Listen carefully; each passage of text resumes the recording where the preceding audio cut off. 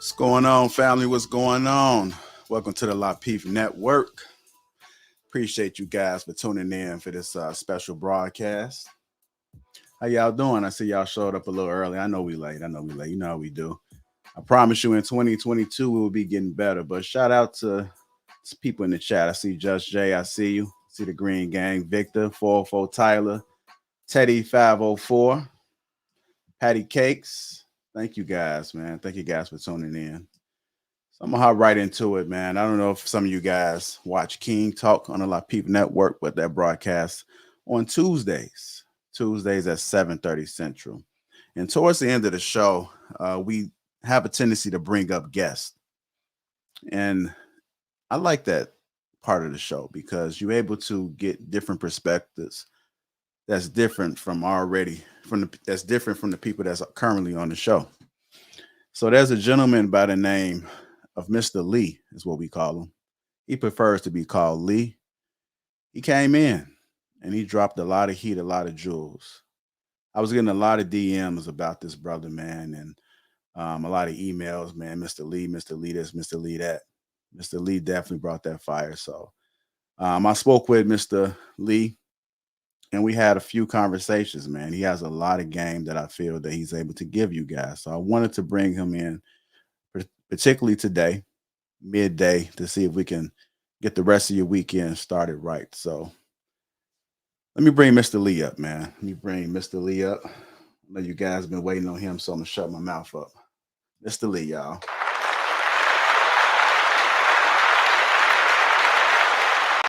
What's Hey, good going afternoon, on? everybody. How you I'm good. doing? I'm good. How are you, JR? Man, I can't complain, man. I can't complain. How you doing? I'm doing well. I'm doing well. Yeah. Thank you for welcoming me on the platform as well, and to your audience. Oh, no doubt, no doubt, man. I'm glad to have you, man. So, real quick, your experience on the show, how was it? It was excellent. I mean, you guys really were, uh, I would say, you really just was accommodating. You allowed me to be able to express some ideas because when I was watching the show, it's a topic that I find to be, uh, it's a topic that I can very much agree with in terms of power, what the discussion was all about, influence and charisma.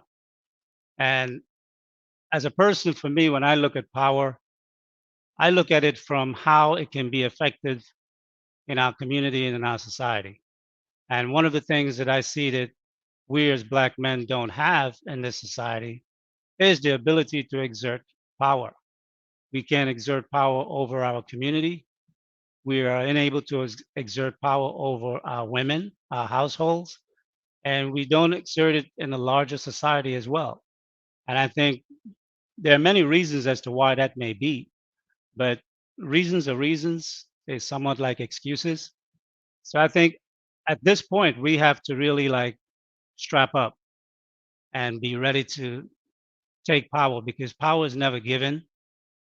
It's not something that you can ask permission to get, especially for men. And we as Black men, we have to stop so much talking and start doing because I think we understand very well what some of the problems are in our communities throughout the United States that we have with the larger society and with others who come to the country. But what are we going to do about it? Because we can talk and talk and talk to the point where we become a sounding board for each other.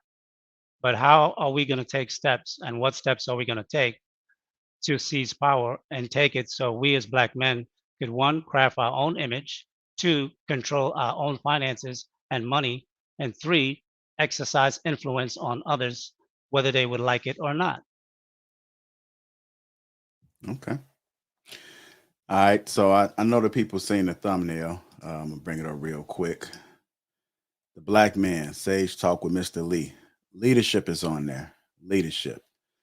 So can you briefly just describe what it is that you're going to be discussing? Don't give it all in the beginning, but just let the people know what Sure. they can expect. Well, after I was finished listening to the show, I meditated on the discussion and I really summarized the power, influence, and charisma into one thing. And what it boiled down to was leadership. It's something that we lack the ability to be able to do, and it's something that we need. So I started thinking about this whole leadership piece and how and what Black men would look like going into 2022 to be able to develop leadership within ourselves and to be able to become leaders so that is never a questionable uh, conversation amongst either us or amongst women or amongst the larger society at whole. They will be able to see what leadership looked like. I mean, looking back from, let's say, 1929 when the financial markets crashed back then, and up to now where we have our society going through this pandemic. This pandemic kind of like giving us a reset. And it's also creating an opportunity for us as men, Black men particularly, to be able to step through and walk into the halls of power. But how are we going to do that? How are we going to attain power in this society? I think that is something that we need to make some plans on how we're going to do that. So I want to talk about first, what are the key elements that a man must have if he wants to have power within himself. Then I want to talk about how you can get opportunities to be able to get positions of power. And then I also want to talk about how you can maintain power over your body so others can't manipulate you. So those are going to be the three things I'll touch upon today. Man, I look forward to hearing this. So for the people that's watching, I'm gonna tell you how this is gonna go. I'm gonna sit in the background. I'm gonna give Lee the stage, the floor, to be able to talk his talk. And towards the end of his monologue, we'll be opening up. You must be on camera, and let's continue to have the conversation. So let's get this thing going. Mr. Lee, the floor is all yours. I'm here for you, brother. I know you're gonna do great. You blessed us before, and I look forward for you blessing us again, sir. Okay, let's do it. Okay, so first I'd like to start off with what are the five key elements I believe a man should have within himself if he's going to be a leader. Now, there are many characteristics that a person can have in becoming a leader, but I think these are essential, the core part of a person that they must be able to demonstrate. And one is effectiveness. Two is decisiveness. Three is the ability to resolve conflict. Four is integrity. And five is trustworthiness. Now, what is effectiveness? Effectiveness is really what some people might term as time management. But if you've ever been in a position of management and you've gone below a second tier level manager, you know that there's really no such thing as time management. Time management is really how well you are good at managing your time throughout the day because we all have the same amount of time, 24 hours plus or minus 8 hours for rest. So, how you manage your time will definitely depend on how effective you are perceived. Decisiveness.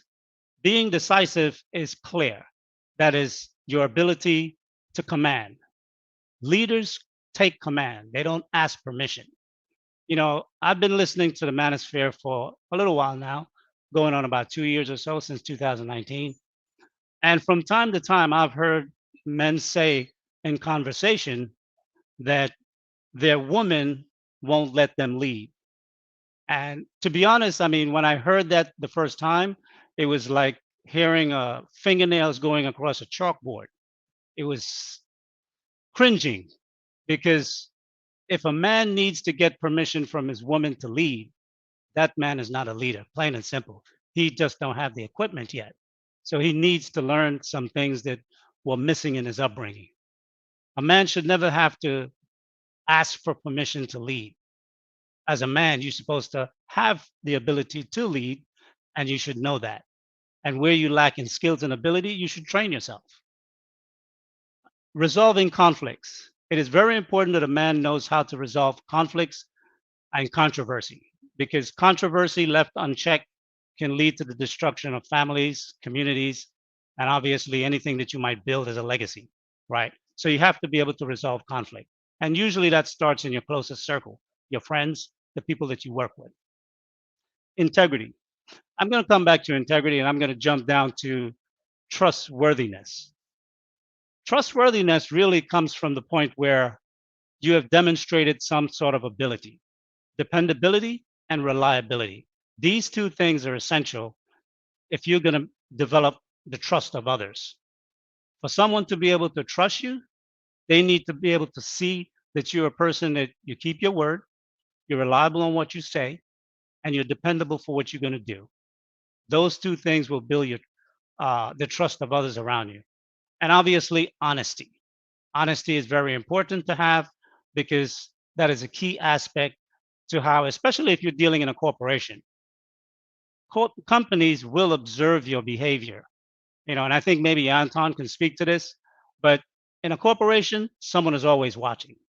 So the things that you do, there's someone there watching, even though you might not see them watching, someone is watching. Now, going back to the integrity, integrity really is the only of the five that you cannot be taught because integrity is something that you learn when you're young, when you're 3, 4, 5, 6, 7, 8, 9, 10 years old. By the time you're 10 years old, you're fully developed in the core aspects of who you are. And integrity has to do with your moral and ethical principles, the soundness that develops your character. And if you don't have some integrity about you by the time you become a man, no one can change that because that is now hardwired into you. That's why you can have top executives that become millionaires and they will still steal from the company because their integrity is lacking. Because there's some people believe if you're so dumb to see what I'm doing, then I'm gonna take it. So because some people grow up in homes where integrity and morality don't exist. So it's not something that they've ever been introduced to. So integrity is something that is essential to have as a good leader, but if you don't have it, you can become a corrupted leader, or you can be baited to be corrupted very easily.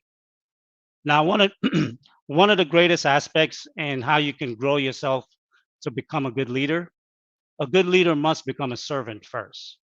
And I say that because uh, I follow the scriptures, I know it well, but I will say this: Christ said to his disciples, He says, "Be ye servants of me, and when I return, I will put crowns upon your head, and you will be rulers over nations." So, to be a good leader, you must first show that you have the ability to serve. You must be able to be selfless of yourself. You must be able to give to others without seeking anything in return. And I know that may sound contradictory to some people because very few people will give of themselves. But that is the way in which you get selected for certain positions. I'll give you an example. Several years ago, I used to be a teacher. I taught high school from 7th grade to 11th grade. This was a private school. And then by the second semester, I realized that there were some students that were definitely going to fail the year. And if they fail, the policy of the school is you get kicked out of the school. They don't leave you back to a second time to do the grade over. They kick you out of the school. And these parents, they pay a significant amount of money for their students, or their children, I should say, to attend these schools. So what I did was I crafted an outline, took it to the director, and said, "Look, these kids are going to fail. I have a plan on how we can help them." I created a tutoring service for them. It was going to be after school, and I had the director approve it and then send out letters to the parents to get the sign off. Then what I did was I went to my A students and I said, "Hey, I'm going to need you guys' help. I want you guys to help me tutor your friends, your classmates, and other class students within the school grades." They turn around and say, "Well, what's in it for me?" And I said, "Well, I will give you full credit on the last exam for the year. You don't have to take the test." And the last exam is usually the most difficult. And they know my exams specifically are very challenging. So they all said yes, they jumped to it. So the program went on for 4 years. However, in the first year, it was extremely successful. And parents came at the end of the year when the children passed and they lauded the program, spoke to the director. And about a week or two later, the director called me into her office. I wasn't sure what it was about, but then she offered me the English coordinator position to run the English department. And I say that because many times when you see a problem, if you are able to find a solution to the problem and then you step into the situation and solve it, there's always someone watching. And that's how opportunities of leadership tend to open up doors for you to take advantage or to take opportunity, right? And to be better. Because especially in business, people are always looking for those who have good leadership and management skills. Because if the company does better by the people that works for it, especially in management, the company will perform better and they will be able to bring more into the bottom line. But while I was researching this subject, there were two things that I also actually, let me step back. With regard to servant, being a servant, there are two aspects of servantry that you will develop if you do it consistently. One is you will learn how to follow. That's essential. The second is humility. Being a servant teach you how to be humble. And being humble is very important because as you rise in power, people tend to become proud. People tend to become arrogant. Now, I would asterisk arrogant because as you become powerful, there is a level of arrogance that is required. I know that. But you have to make sure that your arrogance doesn't overpower you and blind you because arrogancy can give you blind spots, and blind spots can cause you to fall. It makes you feel as though you're indestructible, but we see in society that there are many people who fall from grace, and many times it's because of their arrogant behavior, right? So, but also when I was reviewing it to have this conversation, I realized with all the search that I did online, there were two things that was not mentioned, and these are things that I found for myself as a leader in the places where I've worked in business and the things I have done. And those two things are self-control. If you don't have control over your own body, how can you expect to truly control others? And there are two aspects of your body that you should learn to control. And these are your urges and your desires. Things that are somewhat automated systems within your body that tend to operate on their own. Your hunger your body will tell you when it's hungry. So you will get hunger pains or you get a growl or you'll get a churning feeling within your stomach, right? But what are the benefits of learning how to control what you eat and what you drink? When we have weaknesses in our desires, you're open to manipulation.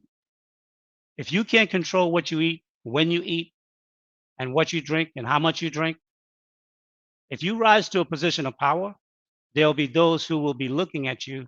And if they know your weaknesses, they will use them against you.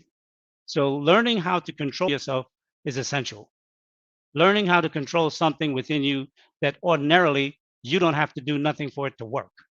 It just work on its own. So I would suggest fasting. And if there's any Muslims in the listening in the audience, they could probably attest to what I'm saying, because during Ramadan they always fast as well. But to be able to do a 24-hour fast, or 48, or even a 72-hour fast without eating and without drinking is exceptional. Because when you can fast for 72 hours, what that does, it literally does a reboot to your body, cleans out all the dead cells, make new white cells for your body, strengthens your immune system, cleans your skin, clears your mind, repair many damages within your organs. And maybe JR later I'll give you a link. You could drop that into the chat. It's a 3-minute video, and maybe the audience can check it out later. So the benefits of fasting. So that's one aspect. And doing that, if at least once a month, do a 1-day fast, then you improve to 2 days, then you improve to 3 days. It takes time to build your body and your mind. It's mostly the mind. After 24 hours, fasting is a mental thing. But the next thing really has to do with controlling your ability with regard to sex. Now, there have been a lot of conversation that I've heard about dick discipline, and that's important on a surface level. And I've also heard about abstinence. Now, abstinence does have some very good benefits as well, because abstinence strengthens the body, hands down, and it's good for the mind. But what I'm talking about is not either of these two. I'm talking about the secrets of how you use sex to control. The person you want to control is yourself. But for you to develop the skills, you need to practice on others. Now, I know some men may find this difficult to understand because sex is like the black man's Achilles heel. Wherever he can get it, he will take it, right? But that is a weakness because if you ever come to some level of power in society, sex can be used to bring you down. And we see it with many people today. But what I will say with regard to that, you will need to practice how you control sex to be able to manipulate and not be to insulate yourself from the manipulation of women because women actually holds the gateway to sex. And when you're in a relationship, women can pull back and not give you sex. And sometimes they use it to test you, and sometimes they use it to break you. So if you can find yourself insulated from those type of manipulation, it would make you a much more powerful adversary and a better leader where you cannot be easily overthrown. And what do I mean by this? I have done this many years ago when I was much younger, in my 30s. And I would suggest don't do this with your main girl or your wife because you will get into problems. But if you have a side chick that you deal with or different women that you deal with on a regular basis, it's one thing to just tell your woman no. If you ever tell a woman no, you know that women don't like the word no. They don't like being rejected. They find it very offensive. But when you tell a woman no for sex, they get even more upset, sometimes violent. But what I'm talking about is something that's even beyond that. And porn stars have that ability that I'm about to tell you because they do it all the time. But what it is get a woman hot and bothered, get her to the door of sex, whether it's in the bed, on the floor, on the table, the bathroom, whatever is your pleasure. Rip her undergarments or panties off. And right when you're about to stick it in, just touch the lips, pull back, lay over on the bed and say, I can't do this. I can't do this. Get up, get dressed. Now, if the woman care anything about you, you are not going to get out that house without a fight. If she doesn't care, she'll let you leave. But if that woman care anything about you, you're going to have the fight of your life on your hands. And you need to be able to do this because this is you being able to shut down your desires when you're really dealing with a desire that is uncontrollable. Women do this all the time.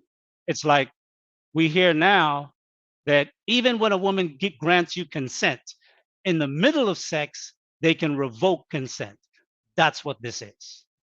How women revoke consent from you in the middle of sex has nothing to do with sex. It has to do with power. She wants power over you, and she uses sex to control, to manipulate, to break in some cases. For example, like there's been a long discussion, probably predates my even coming to the manosphere. What does a woman bring to the table? In all honesty, I'm on the fence about that because I've heard a lot of different commentary about it. But I think that's a disingenuous question. And why do I say that? Because as men, we all know what a woman brings to the table. A woman brings sex to the table. Sex where you can have the freedom to have a pleasure with a woman whenever you want to. That's what she brings to the table. Whatever else, secondary. Money, men don't really need money from a woman, so it's not an issue, right? With regard to how a woman would behave with you, that's neither here nor there.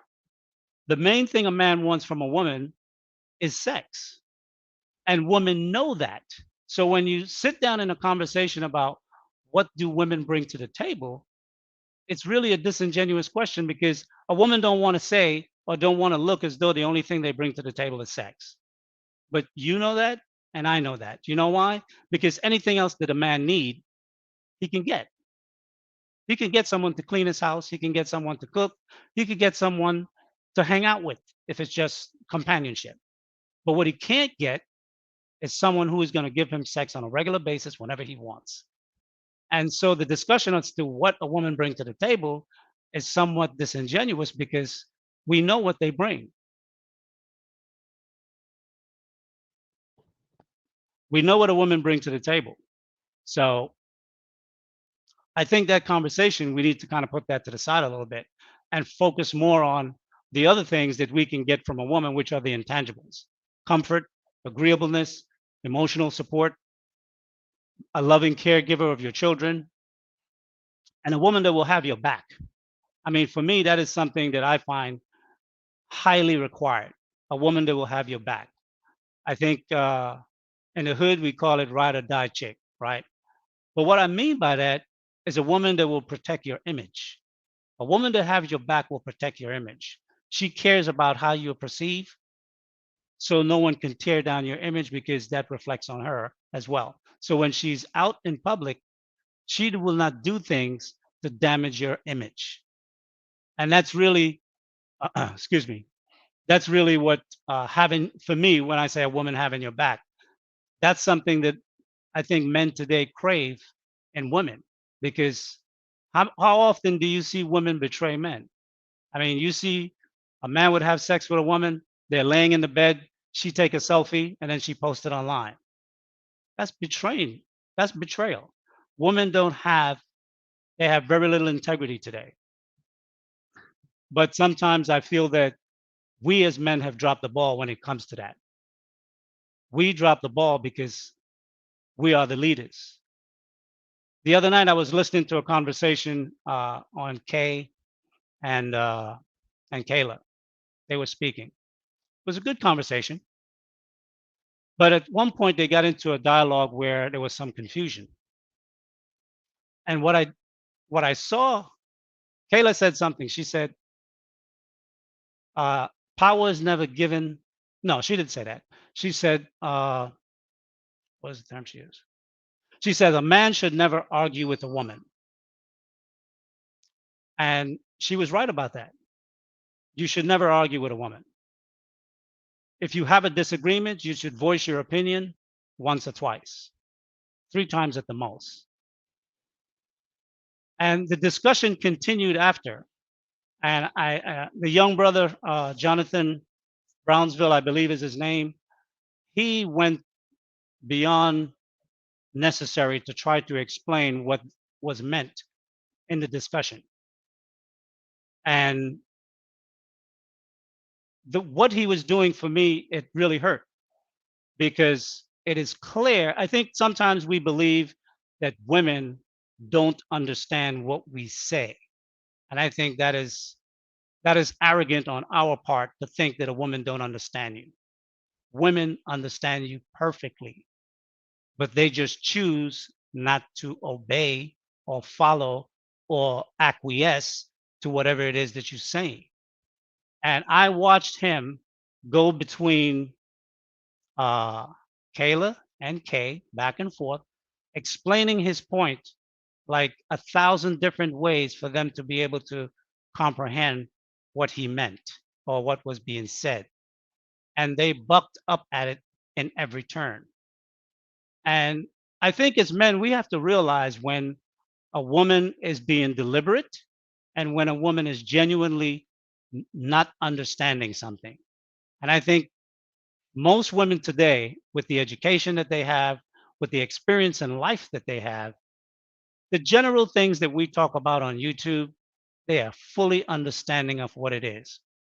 Point in fact, if you can make an argument against a particular question or topic, it means that you understand the question. If you're unable to make a reasonable argument to defend the position, then you don't understand the question and you might need clarity. Uh, for example, and when I watch the Lapeef show, sometimes I like Kay, and one of the reasons why I like Kay is because Kay is very good at being able to use the power of the mind over many guys in a conversation. And what do I mean by that? JR may put a question out to the audience, and then when it comes to Kay, what Kay would do, Kay would restate the question under the guise of clarity, but in the restating of the question, she would change the question and answer the question that she restated as opposed to the original question. This is a tactic that women are very good at doing to win arguments. And I think as men, we need to understand that when we're talking to women, they fully understand what we're saying. They fully understand our intentions and what we mean, but they buck it because they don't want to adhere. Many years ago, I took a course in NLP, which is neuro linguistic programming. I think if you're 21, between 21 and 28, you should definitely invest in taking a course. You don't have to go to the advanced levels, but you should definitely take an introductory course to NLP, because NLP will show you how people can manipulate you easily and what are some of the things that they use to manipulate you. Now, with regard to the sex piece that I spoke about, I'm sure many of you might say, what does that have to do with leadership? In honesty, it has absolutely nothing to do with leadership. But what it does have to do with is inoculate you that if your leadership becomes successful in whatever it is that you do, you have an ability to protect yourself against most men's common weaknesses: food and drink, which, if you look at the Roman Empire, there were three things that brought the Roman Empire down: wine, drinking, and sex. And most men find it impossible to be able to find some kind of ability to manage their sexual encounters with women. And when women use sex against us, we lose control. I think another thing that we need to learn how to do is to decipher what kind of woman we're dealing with. As men, we should always test our women because women test us. You should have boundaries for yourself as a man, because if a man doesn't have boundaries, Clint Eastwood used to have a saying: a man's got to know his limitations. If you don't know your limitations, you can put yourself in positions where you can be taken advantage of and get hurt. And what do I mean by that? When I was young, growing up in Harlem back in the 70s, many of in the mid 70s, they had a drug called PCP, or angel dust. And I saw several of my friends who would take PCP, get zoodated, wasted, take their clothes off in the middle of the street, and then we would have to like call one of the girls, get a blanket or get a sheet, cover him up, go get a half a gallon of milk and pour it down his throat, and sit him down and let it wear off for the next 4 or 5 hours. But the sad thing about that is someone else who just witnessed that would say, "Yo, he's weak. I could control it." They go take the drug, and the same thing happens to them. So for me, I looked at that situation and I says, "No, you know what? Drugs are not something that I'm going to participate in." So you have to be able to observe things in your life and set boundaries for yourself. Because if a man without boundaries can be open for anything, if you don't have limits, you're open for everything. When I was young, many of the women I came in contact with would say that I'm controlling. You try to control me. No, I have boundaries to my life and I have rules in how a woman that will come into my life can and cannot do. If a woman being rude in the street publicly, cursing you out, being disrespectful, if a man would take that kind of abuse from a person in the street, then he can't complain about what comes after that. Any girl that I've ever dealt with, they know what the boundaries are. I don't tell them what they can do. I tell them what they can't do in my life. And then they choose whether they're going to accept coming to a relationship, or, we go our separate ways. It was just, sex, whatever. But you have to be able to have boundaries in your life, because if you don't, people will overstate them. And different people have different ways in which they engage in power dynamics over one another. Perfect example: Ari Fletcher. She made a statement a week or so ago. I saw a couple of podcasts on it, that she would deliberately, intentionally start a fight with her boyfriend, get him mad to the point where he would pull a weapon on her. For her, that's proving your love. And there are many women like that. So if you're dealing with a woman, you got to know what type of woman you are dealing with. So it's important that you are able to test your woman, to provoke her to see what she will do. So you know if this is, where's your limitation, and does she cross a limitation when she loses control? You need to know that. And if you don't know that, and you're in a long-term relationship, and it might take 2 or 3 years before something triggers her. And once she's triggered, then you realize this woman has gone too far. But now you're already in a relationship. You might have 1 or 2 children. That creates complications. So in setting boundaries for yourself, you always have to also analyze the type of woman that you have. And you have to be able to prove your women, because women prove men all the time. They test you. Like, I think it was the other night I heard, might have been last night in part of Anton's conversation about, I think Reva was saying that there's some women that they need a strong, dominating man. And that is true. It's like most of the times when a woman say that she want a man 6 feet or better, 6'4", muscular, strong, intimidating. Now, outwardly, what she's saying is acceptable for everybody, for the society. She wants a strong man who can protect her, right? But in reality, what she's saying is that she wants a man that can dominate her. She wants a man that in the bedroom will totally break her down. And that is really what she is intimating that she wants. But usually the men that comes with those qualities comes with other qualities also. They will lay hands on you when you get out of line, where some other men may not. They will lay hands on you. And they like that in the beginning.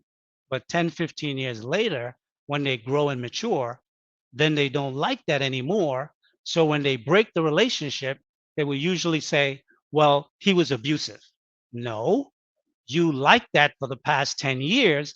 And now that you have matured and grown past that type of behavior, you like the sex, you like the look, you like the size of the man, but that man come with other things. So you have to realize that different women look for different things in a man, and many women always want to control a man. If anyone is old enough to have lived in the 70s, growing up on this show today, there was a show called the Lucille Ball Show, and it was a segment that I remembered that when her husband would come home, Desi Arnaz, he would walk in the door and he would slap the hell out of his wife, pap, right across the face. And she would then turn around and slap the hell out of him too. And they would say, how was your day, honey? I love you so much. But that was just an exaggeration on the type of affections and how some people consider love. And if you grow up in an environment where violence and aggression isn't the way in which you communicate love, if you're not a man that is like that, and you get with a woman that's like that, when you don't dominate her the way she wants to be, she's going to say you're weak. So you absolutely have to know the kind of man that you are, the boundaries that you set for yourself, and the woman that you are going to bring into your world. And you have to examine the woman so you know what kind of woman you have. And it begins there with regard to leadership, because women say, oh, if I find the right guy, I will submit to him, to his leadership. But that's not really true either, because when they get the right guy that can lead, they leave him. And the reason why they leave him is because they don't want to submit. So it's a disingenuous statement that actually gives them plausible deniability on both sides. You can't lead, so I don't follow you. And when you can lead, I don't follow you, I leave the relationship. Thereby, they will then mark you as either violent or we grew apart or something of that nature, some deflecting type of response. So I think as we go forward into society today and we look to build as men, the first thing we got to take control of is leadership. And if you want to build leadership within yourself, you really have to look at who you are as a man. I was very fortunate from when I was young that I came into my manhood probably at the age of 14. There was a time like back in the 70s, my mom used to tell me, come back upstairs when the sun goes down. That was the thing. So in the summertime, sun goes down 7:30, whatever. So, but usually the girls go upstairs, take a shower, eat, and around 8 o'clock they come back outside, powder on the chest, their little sandals and sneakers. And as 14 years old, you want to get it in, get your conversation, and talk to the girl you want to talk to. But at that point, I had to go upstairs. So one night I stayed out late because it was this girl that I liked. She was looking real cute, and we were talking. So I got upstairs. It was almost around 11 o'clock. My mom met me right in the living room at the door. She read me the riot act and told me straight up, this is my house. You're going to follow my rules. And if you don't like it, blase, blase, blase. I didn't disrespect my mom. I didn't say anything. I got up. I walked to the kitchen. Back then, they had the phones that hang on the wall. Called my uncle and said, hey, can I come live with you? He said, yes. He said, when do you want to come? I said, now. He was like laughing. It's 11 o'clock at night. I said, okay, when can you come? He said, Saturday. This was on a Thursday night, I believe. So after I finished with that, I went to the living room and I told my mother and I looked her in the face and I said, I'm moving. I went into my bedroom and I started packing. 2 years later, or 3 years later, before I finished high school, I did move back to my mother's house. But by that time, when I came back, there was a totally different respect between me and my mother. She recognized me as a man. And I believe from that point on, I took leadership in my life with my mother. And my mother, after that point, would come to me and seek my advice. And today, when I hear things about son husbands, men who are unable to lead, it just seems to me that there's just such a vacuum from a certain type of leadership that men require to understand what it means to be an effective leader, to understand what it means to be decisive, to understand what it means to have integrity, to understand what it means to be trustworthy. All these things, to understand what it means to give of yourself, be selfless. These are things that build a man into a solid dude.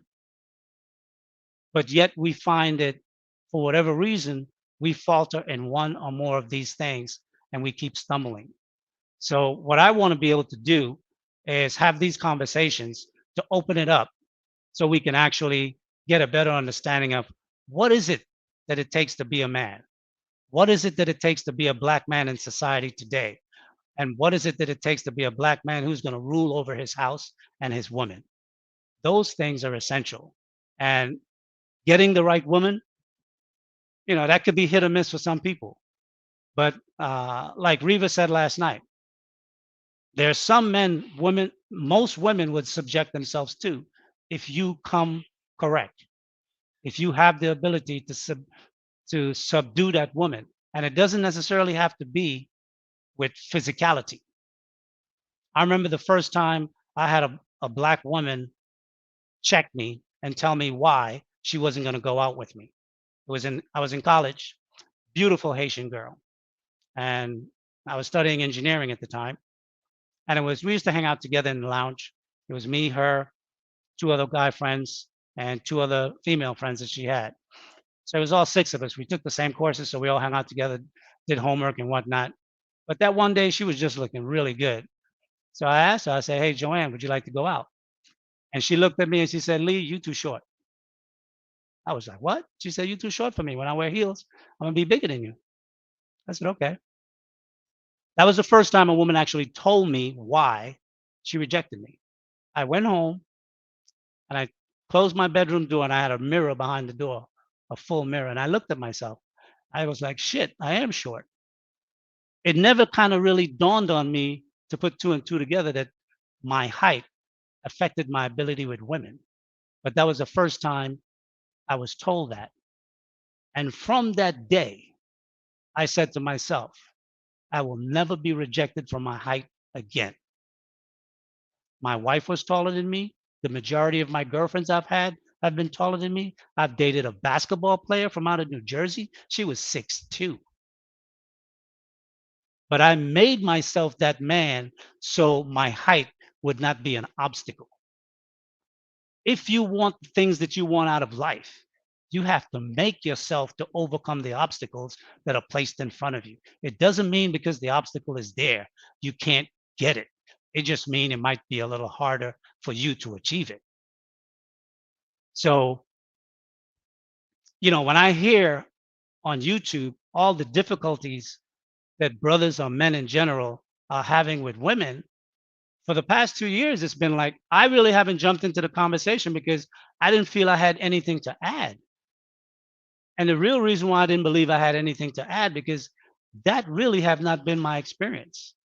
Now, I'm not no silver tongue kind of guy where I can rap to any woman and pull her, but I don't have a fear of losing a woman or a woman telling me no or walking away. I've walked up to women where there were 4 women in a crowd, and the one I wanted first, I asked her up to dance or whatever. She said no, and I went to every one of her friends and asked them too, and they all said no. But you know what? Later that night, one of them from the crew will always get your attention and you can pull up. Never be intimidated because many times it has nothing to do with you. It's really about her. She's just trying to master her manipulation game, especially if it's a young woman, 22, 23, 24 years old. They're still learning how to play with men because they know they have the desired thing that all men crave, want, and need. So they're playing a game. So when they tell you no, I never took a woman's no as no final, but I never tried to really push through too far. You would continue the conversation when they say no, move on, but you could come back to it later. But if the woman insists that it's no, then you leave it alone. She ain't for you. Move on to somebody else. So it's important that as men, we tend to not uh, feel any kind of way when dealing with a woman and when you get rejection from a woman. Because most of the time when a woman rejects you, she's not really rejecting you. She's rejecting an image of a man that she either likes or want. And at the moment, it seems as though you don't fit that image. For example, I wasn't always good with being able to communicate with women, but I taught myself. And this is how I did it. I didn't do it totally by myself, but when I worked on Wall Street, the boss, the top producers would hang out together. And we would go to many different clubs, restaurants, private VIP situations. And because he communicated with many investors, he would say, okay, I've got this name and number. This investor, he's got $5 million. He wants to open an account. Go over there, talk to that girl, bring her back over here, get her number. And you had to go over there and find the finest girl in the club and pull her.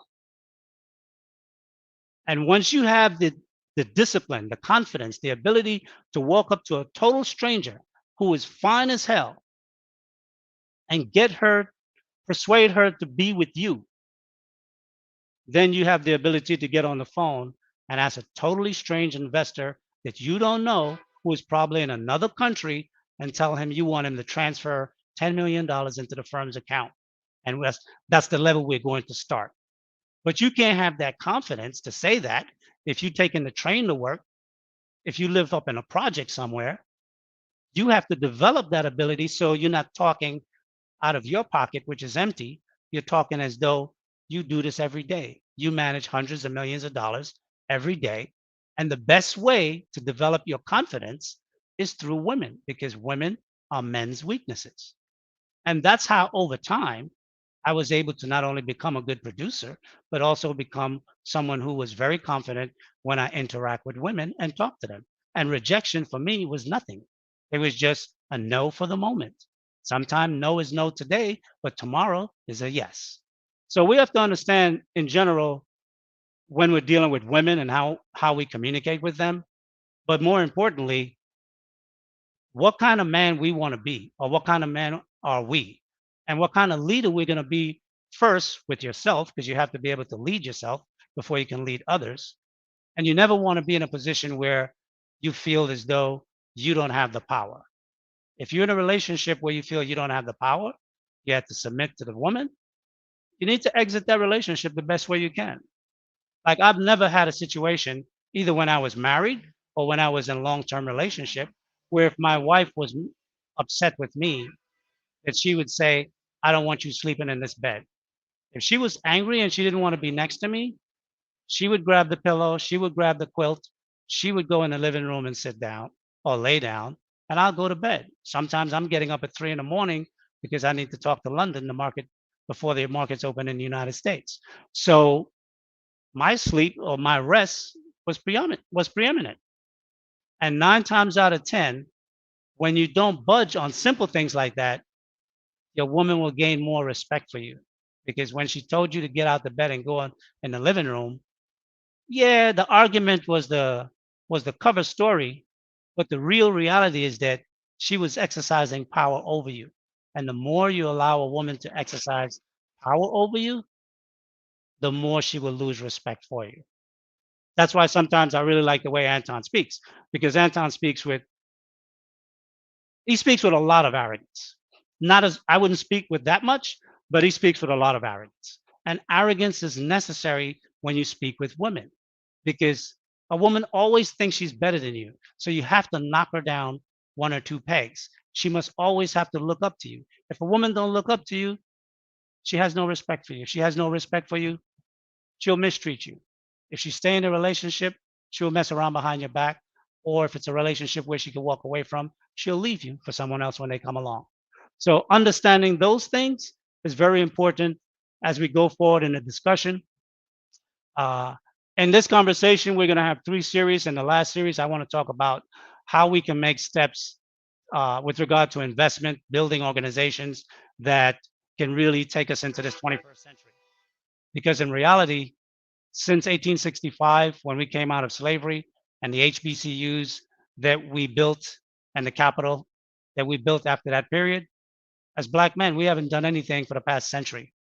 So I think it's time that we start uh, building new institutions and push the old guard out and bring in a new ushering of young minds, creative minds, talented minds, and Black men who is going to look to take over their communities back again and also build for all of us, as opposed to how the community has been led, where it's for a selected few. So, JR, if you want to kind of open up the back chat and bring some people up, we can take the conversation a little bit further. There's some things that I wanted to touch on, but I didn't want to drop too much up front. I think I'd rather address some questions that might come about. Questions Getting a lot of background noise. I don't know what that from me? is. No, not Oh, from you. Oh yeah, I'll mute that in a second. In a All second. right.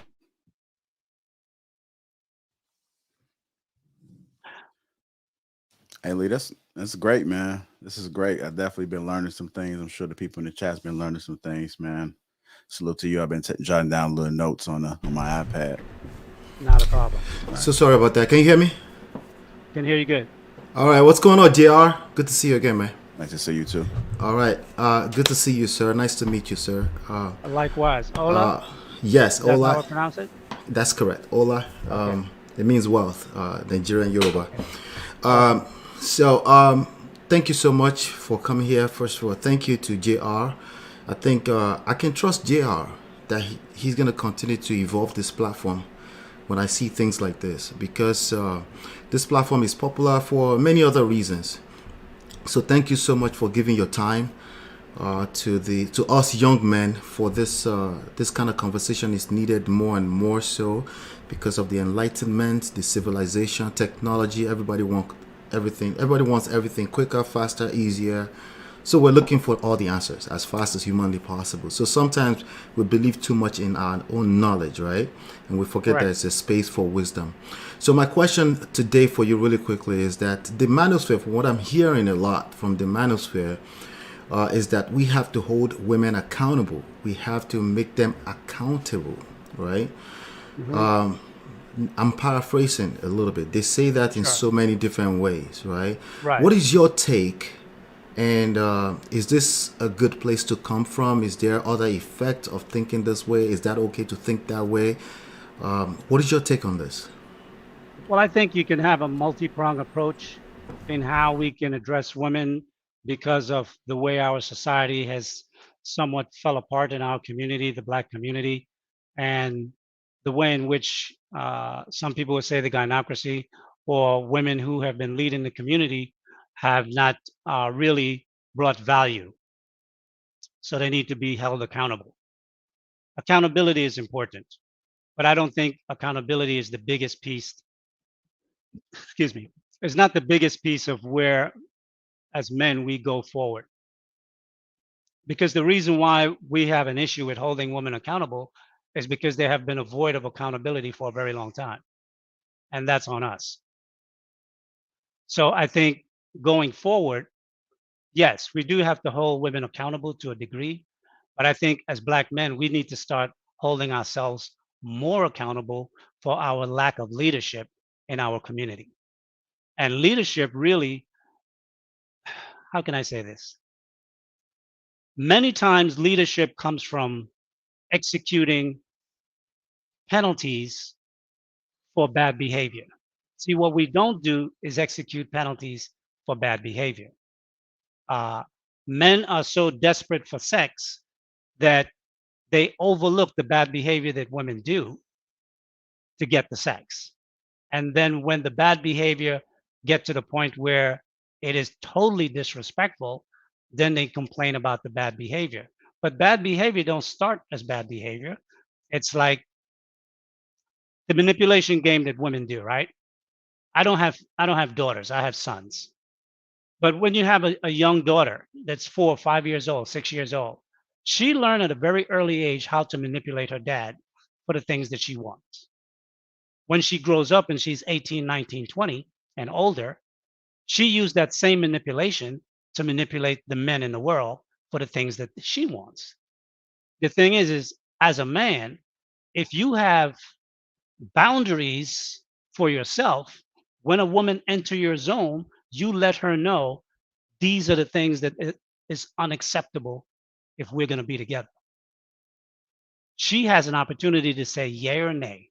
You're not telling her, I want you to change. I want you to change. I've never told a woman in my life that she needs to change her behavior. I don't do that. She will modify her behavior herself if she wants to be with you. So I don't think that we need to I mean, the accountability piece have been spoken of. I think everybody is aware of it. I don't think it's something that needs to be uh, beat as a dead horse. However, I think not only is it necessary, but I think as men, we need to hold ourselves accountable as to what we accept. Because once we stop accepting the bad behavior, over time, the bad behavior will change. As long as it's like a guy that will have sex with a fat woman or overweight woman that is excessively overweight, 180, 200 pounds or more, right? And he may be in his teens or early 20s. And he says, well, you know what? This is the only place I can get sex. So he engaged in this sexual behavior for, let's say, 10 years till he's 30, 31, 32. Now he begins to make money and his life is starting to improve. But he's already developed a habit. He has already developed a habit that suffices desires, which is heavyset women. So even though he gets more money, he will still choose fat women. He's not going to change because that's what turns him on. Show me a man's habit and I'll tell you who he is, because habits don't change that easy. It takes deliberate effort to change a habit. So a lot of times the things that we complain about really comes from us not exercising authority. And there are many reasons as to why that has happened, and I know of them, but wipe the slate clean. This is a new day. 2022 is a refresh. We're starting from now. And as Black men, we have to take leadership first of ourselves and then of our women, and then we can make headroads into the community. But that won't be easy because power is never given, power is taken, with the exception of women. Women did not take power. Women were given power. Woman says, we want to vote. and they made a lot of noise about that, so they got the right to vote. Woman says, we want to be equal in the society. They made a lot of noise about that, and they got equality. And women keep making noise about the things that they want, and men keep giving it to them. The point is that men could take it away whenever they want, because power given is not real power. Power given is not real power. It's power for the moment. Because what are women going to do? They're going to stand up on the battlefield and fight toe to toe. They're going to grab an AK and go up against men. Come on, that's not going to be a reality. So if men want power back, men could take it whenever they want. They're just playing around. You have another question? Something to add? Yes, just one more question, so I can leave Sure. the platform.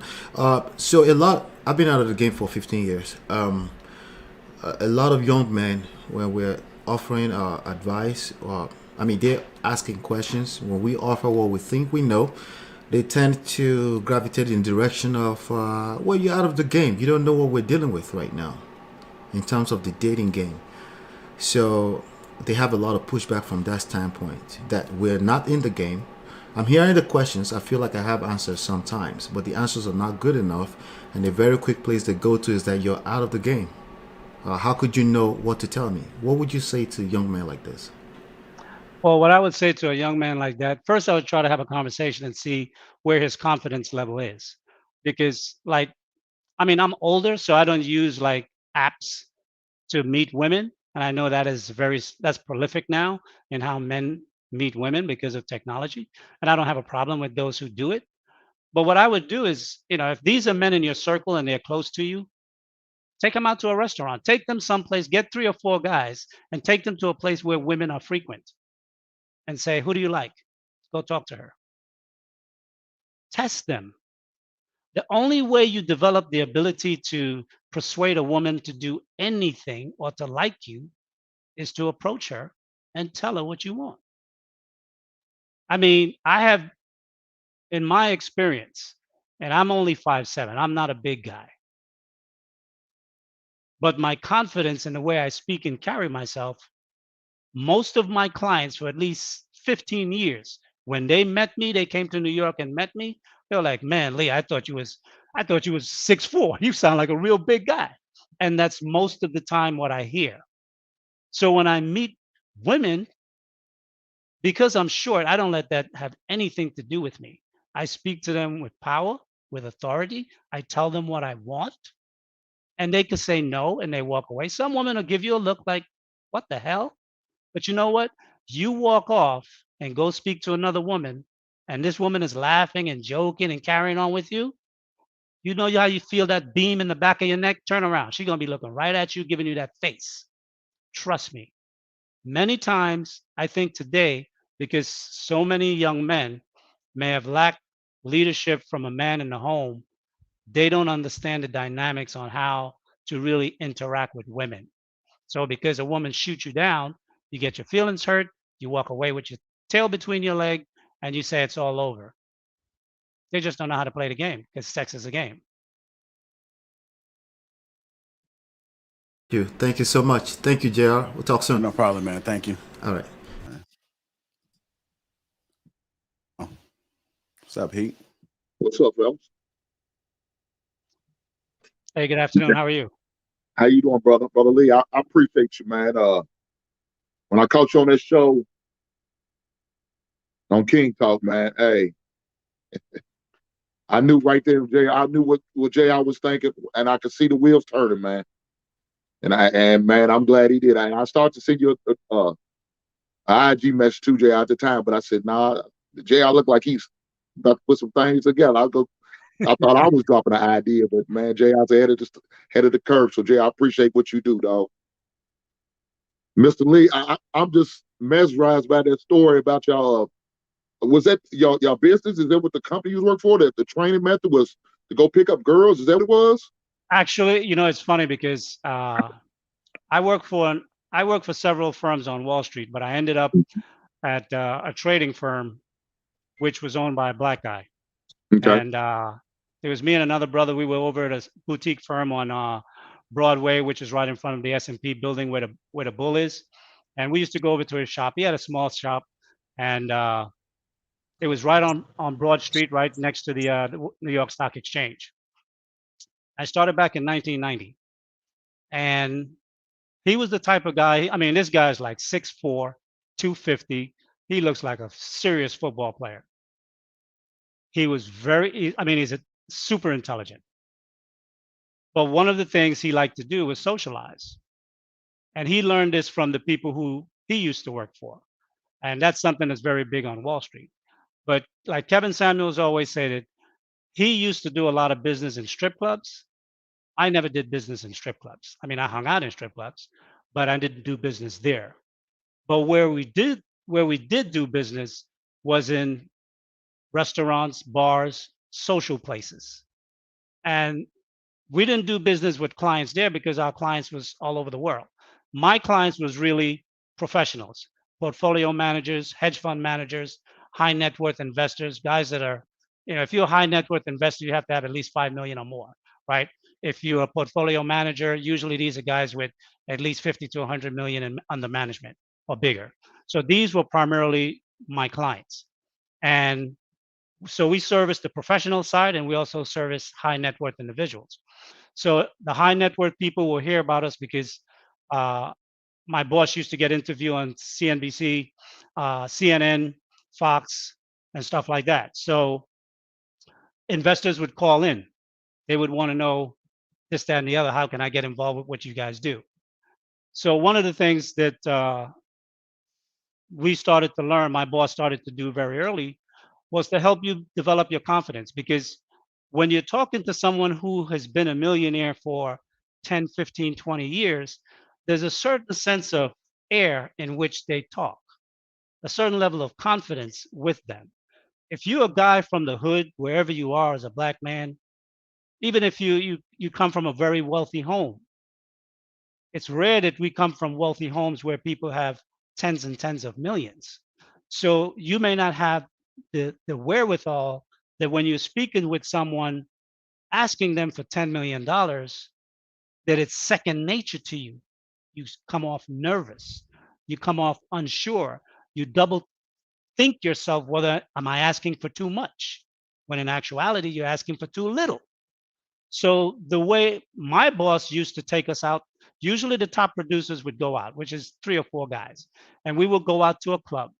Sometimes the Copa, sometimes I don't want to drop too many names because it's past, but we would go to different places, and we would always look at women that are in a group, because the most difficult way to approach a woman is when she is in a group amongst her friends. To pull a woman away from her friends is not easy. So he would see a fine girl and say, which one you like? And he said, okay, go get her, bring her over here, get a number. So that was like the training wheels of kind of building your confidence up to be able to talk to women very liberally without taking what she say as offensive, because a woman will shoot you down. Some will shoot you down hard. Some will give you that look up and down like, who the hell are you? Right? And some of them will just turn their backs. So women will react to you different ways, but it's a rejection or it's a no. Is that going to affect your psyche?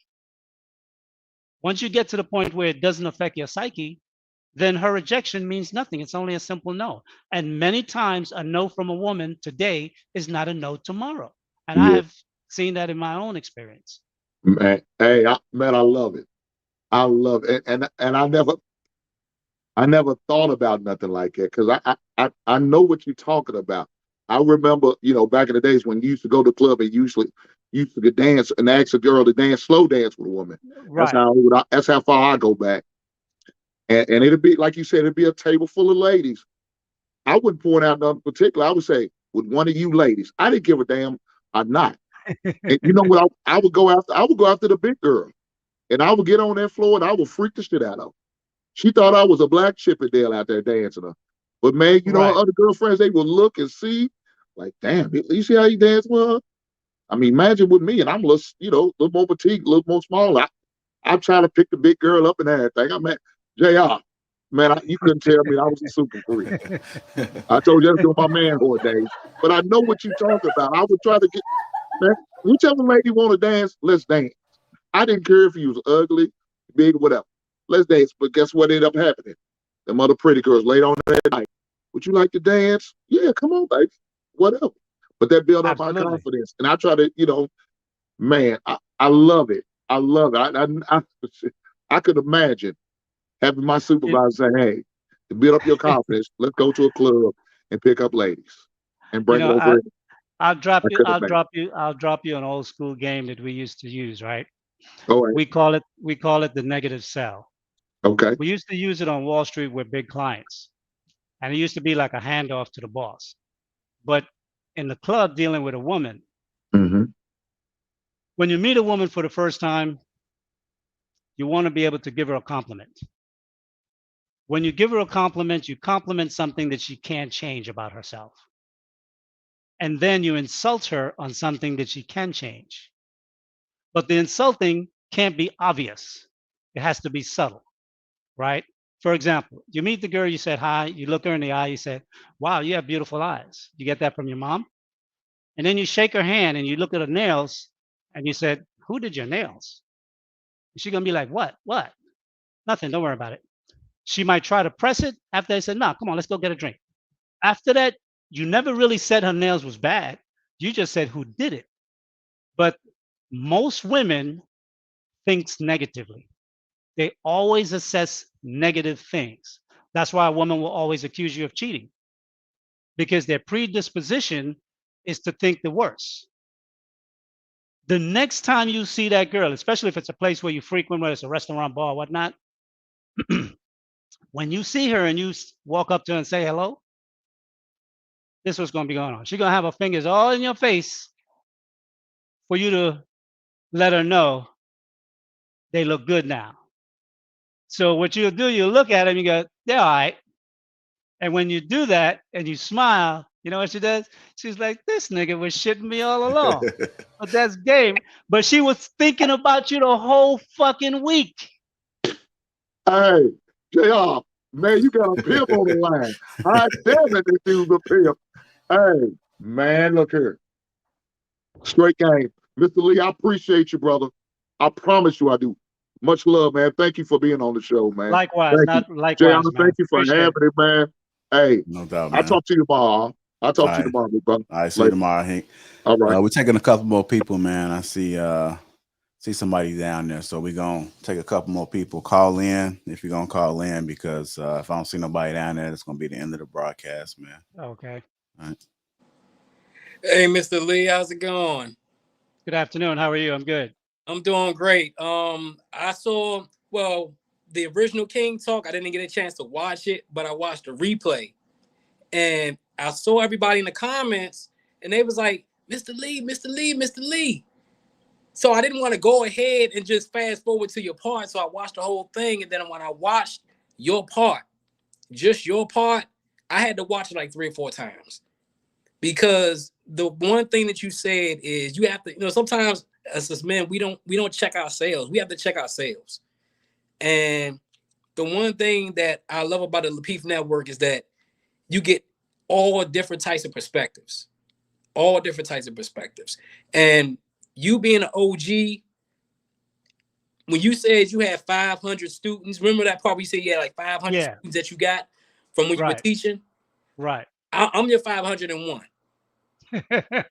Because Appreciate it. me being a grown, me being 43 years old, I don't have any kids or anything like that, but Right. I see the knowledge that you're giving people, and that's something that can't be replaced.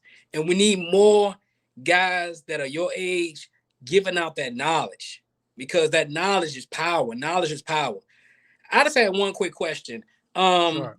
When do you think we lost the power as men? Because going back to when, our grandparents were growing up, you seen that dynamic in the household when our grandparents were growing up. But it seems like after the 50s and the 60s, everything just started to fall apart. So when do you think we actually lost the power as men? And how do you think we can regain that power? Well, I think we lost the power during the drug game, Yeah. during the late 60s, coming into the 70s. Because at that point, There became a separation within the family. Many guys was slinging, scrambling, and the ladies was getting on social services to take care of themselves. And then when the 80s came along and the crack came in, that really destroyed a lot of brother. Even some men that were able to work and still be addicts, they just became undependable. And Mhm. that's the whole thing that I had mentioned with the with trustworthiness. You have to be able to be dependable and reliable. And over from the 80s, 70s, 80s, and 90s, women got to the point where they didn't need to depend on men. And men got to the point where they were not reliable or dependable to a woman or to their woman or to their families. They just was making it happen however they could. So that's one aspect of how we lost control over the community. And besides, a lot of brothers was either going to jail or going through different things. If they weren't in the joint, they were strung out. Mhm. And obviously, I'm not talking about all, but there's a large majority enough to create a void. And Yeah. wherever there's a void, something has to fill the void. So the women started to exert themselves, and the powers that be understand that they can't give men power because men inner nature is to rule. Yeah. So they don't want to give black men power, but it's easier to give the woman the power so she can feel as though she's in rulership. And if you can keep the black man and the black woman at odds, the black man don't have time to seek taking power when he's too busy fighting with his woman as well. So that's part of it. How we can go forward. I mean, for me, it's fairly simple. We need to just use our money and our influence to take the things that we want. Yes. Because power, you can't ask the woman what you want. You tell the woman, like when a woman come into your life, if you're looking at a woman that you want to marry, you need to let that woman know how you need her and what role she needs to play in your life.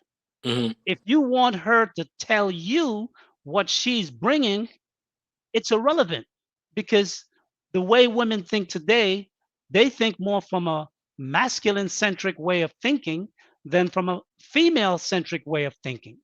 So what I need from you is usually what not what thinks she's bringing to me.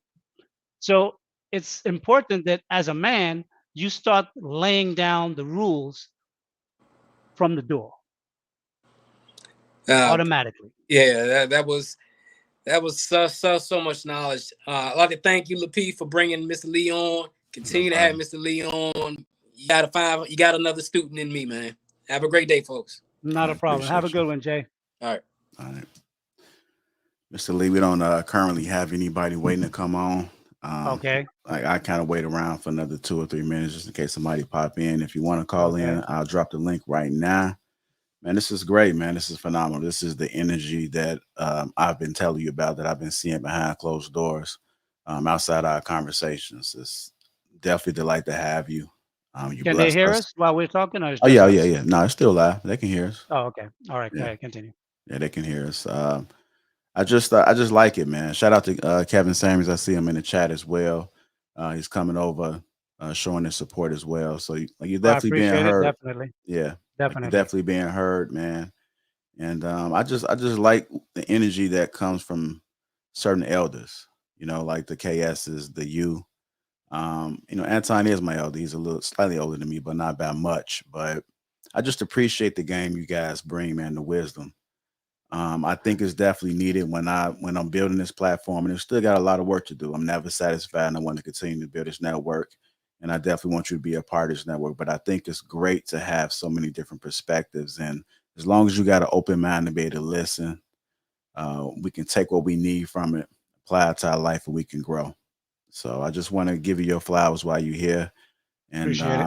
I'm pretty sure it's going to be much more.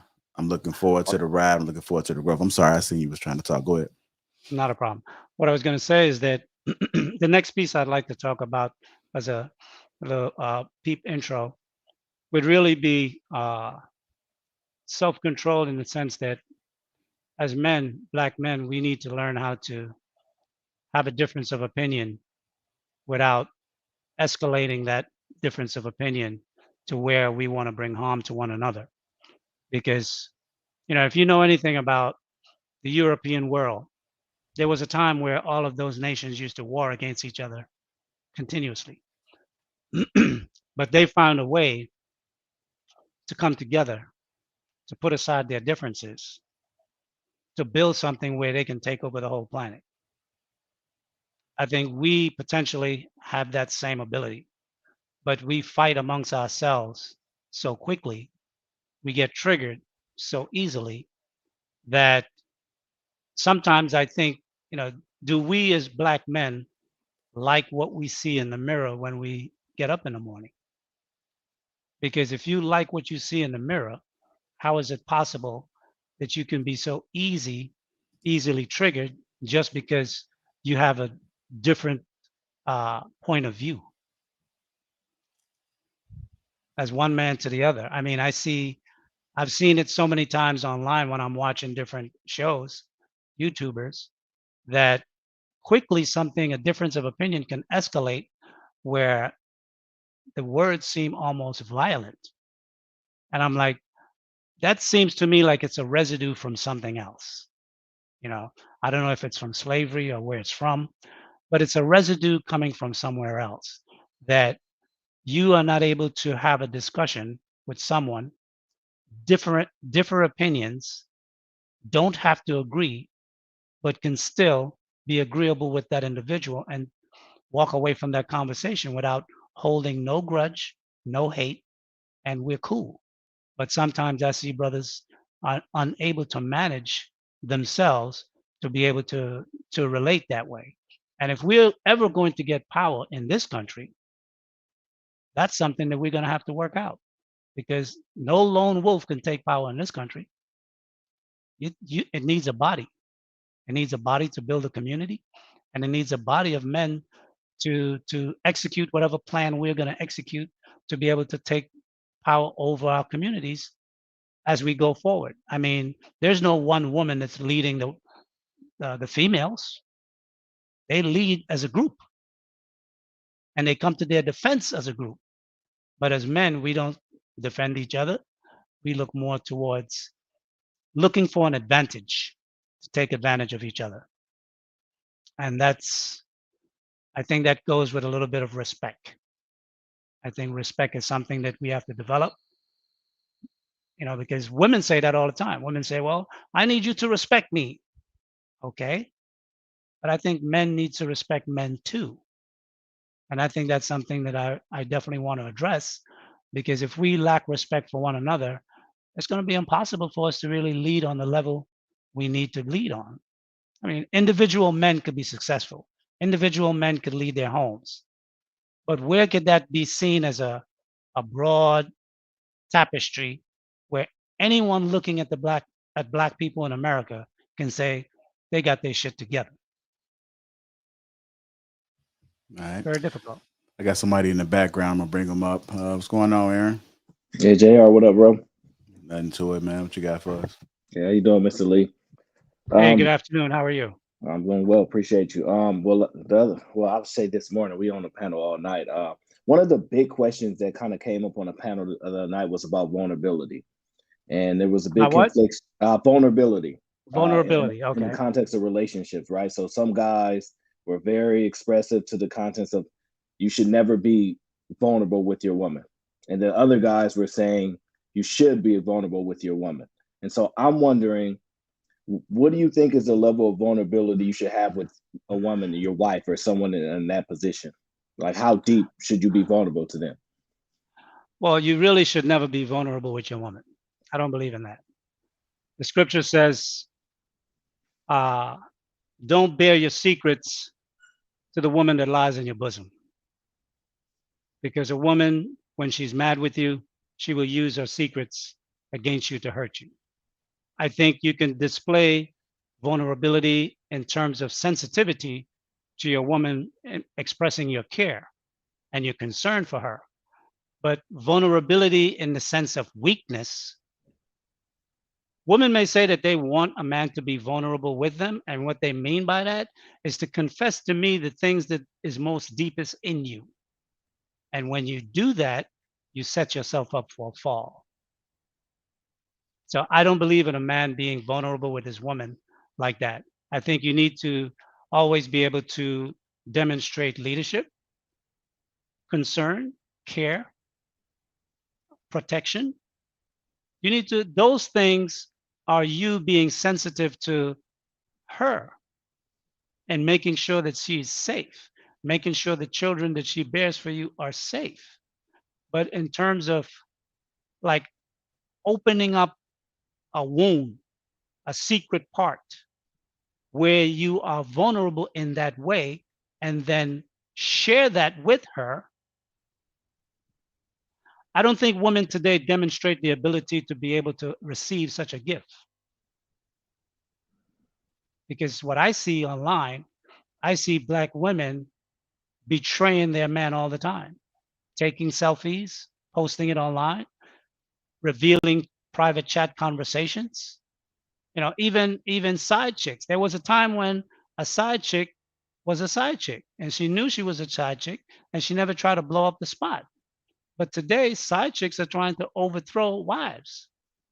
So if you are brought to how can I say, if you are brought to a moment of weakness that opens you up to reveal to your woman, your girlfriend, your wife, whomever, something that is most dear to you, that if anyone was to know it publicly could potentially hurt you, you would be a fool.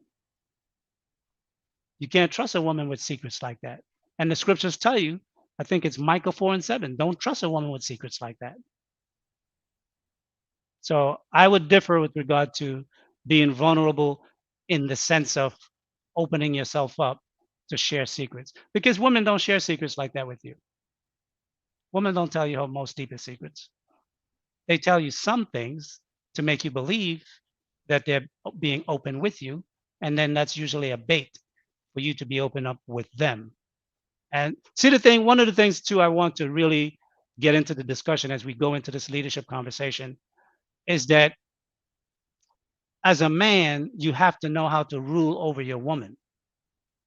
The woman is the strongest adversary to any man, but she's also the best companion to any man.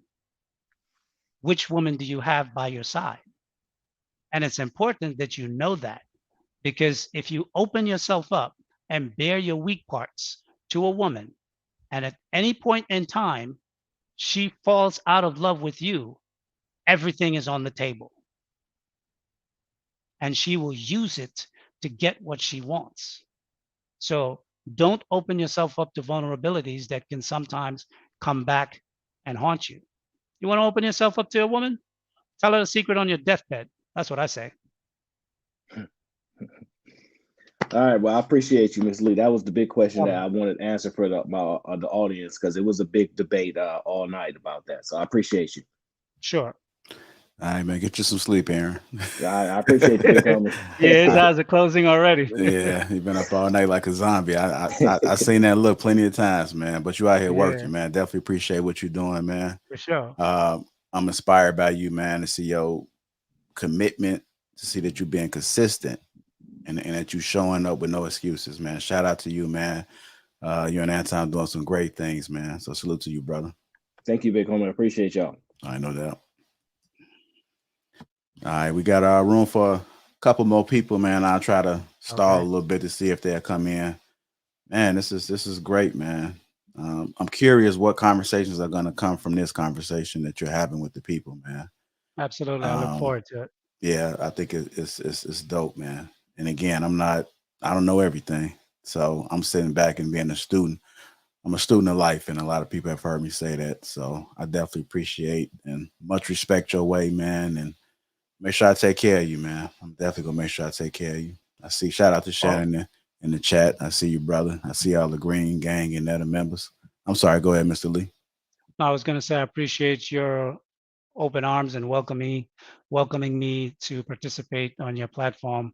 in this conversation because, I have kind of cursory toyed with the idea of maybe doing a YouTube channel at some point, but it wasn't something that I wanted to really kind of like jump head first into because I really didn't know if I had something to contribute. Because when I listened to the conversation, and the conversations center around a lot with women, and I mean, yes, I've been divorced, but besides that, I have never really had problems with women. So it's a subject that I kind of like, I don't know where, I'm short, I'm dark skinned, I'm not muscular, but I never really have some of the issues that I hear men talk about.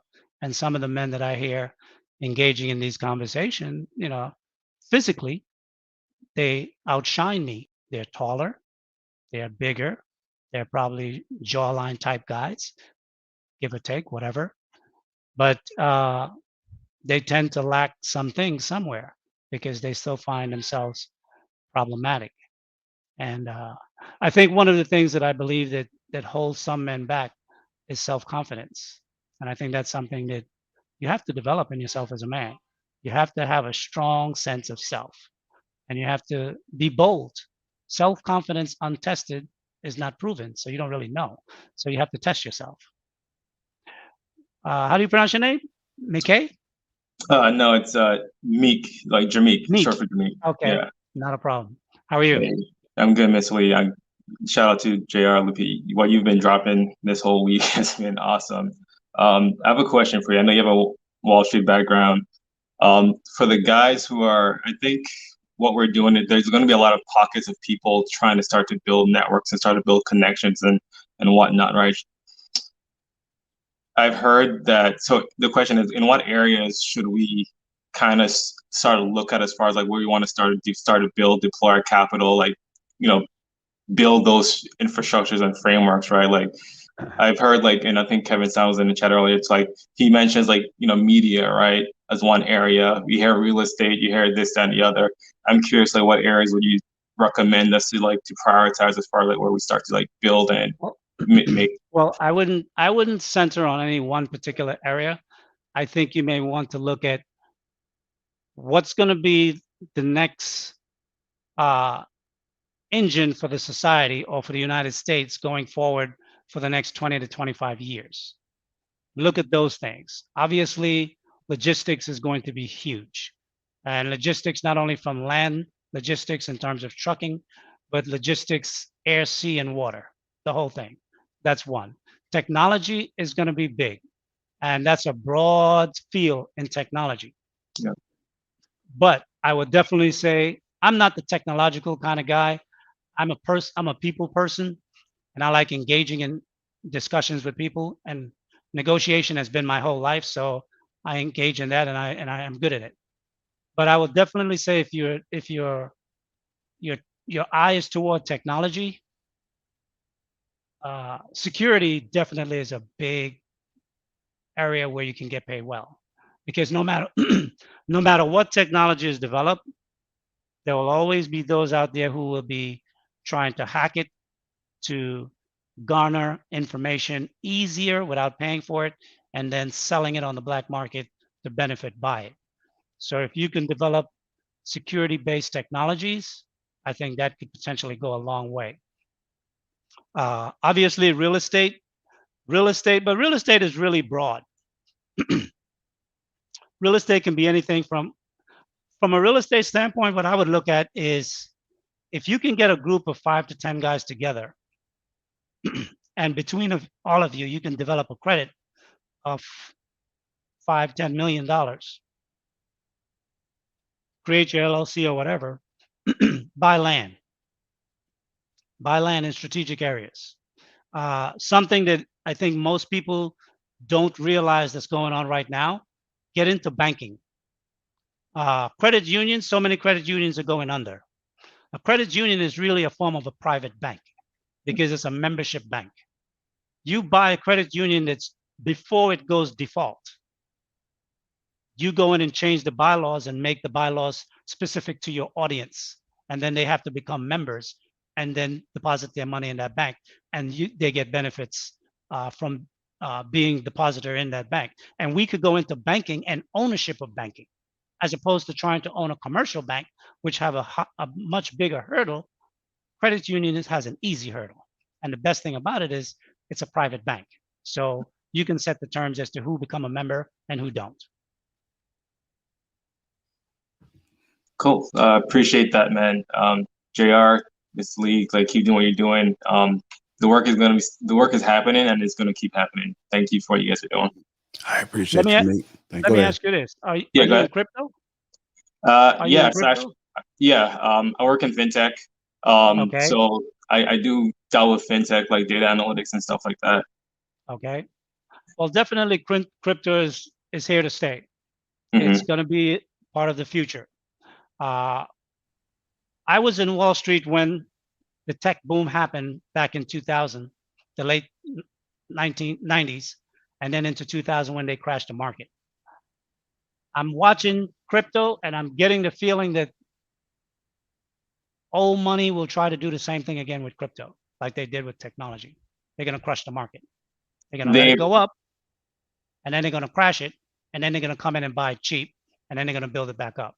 So be careful, those who are invested in it. And I'm not trying to give investment advice, but from my 15 to 18 years in financial services, I've been to at least 6 or 7 market crashes. So I see how they play with the market. And old money, blue chip money ain't going nowhere. And they're not going to allow young upstarts to come in and overthrow them from a wealth perspective. So just be aware of that you protect capital, right? You always want to protect capital. So if you invest 20,000, once you make your 20,000 and above, take your capital out and play with your winnings. Yeah. So if you ever take a loss, you still have your capital preserved, that if the market tanks, you can still go in there and buy it back pennies on the dollar and even get more, right? So you always want to do that.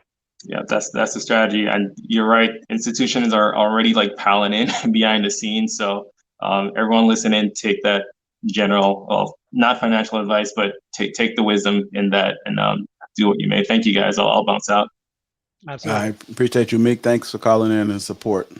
Yeah. What's going on, John? How you doing, brother? Welcome to the show. What's up, man? Nice to be here. How you doing, Mr. Lee? Hey, how are you doing, John? Nice to meet you. I'm all right. It's good to be here because usually I tune into other things that, JR and the other guys do. This is completely different. I like it. I was more interested about where you stand on crypto, and I got my answer because that's more or less what I'm on YouTube for. Okay. And I think that a lot of us brothers need to get more into it.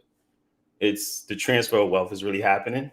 And if we start to understand this, it'll change our lives completely. Like I've seen it, I'm experiencing it, and it's real. So if they can get themselves to get their minds off women so much and out the streets and all these other things, I think, we could definitely take a community of people that want to be involved and start a snowball effect, something that can actually become popular. Absolutely. And that's right on point, because I think one of the things I will touch on, if not the next show, the third show, is how we're going to proceed with leadership. And I think we have been spending a lot of time talking about women, their behavior. You're not going to change a woman. Yeah. A woman wants to change, she's going to change herself. Yeah. We got to stop that. We need to look at bigger things that is more important for us as men. Yeah. And if you're leading, the women will follow, plain and simple. Agreed. You don't have to beg them. You don't have to browbeat them. You don't have to tell them, divesting is you're gonna risk your life. All that scare tactics, that's irrelevant. Agreed. If you are going on your purpose, if you're focusing on building the things, especially we as Black men as a group, we don't have to be doing all the same thing.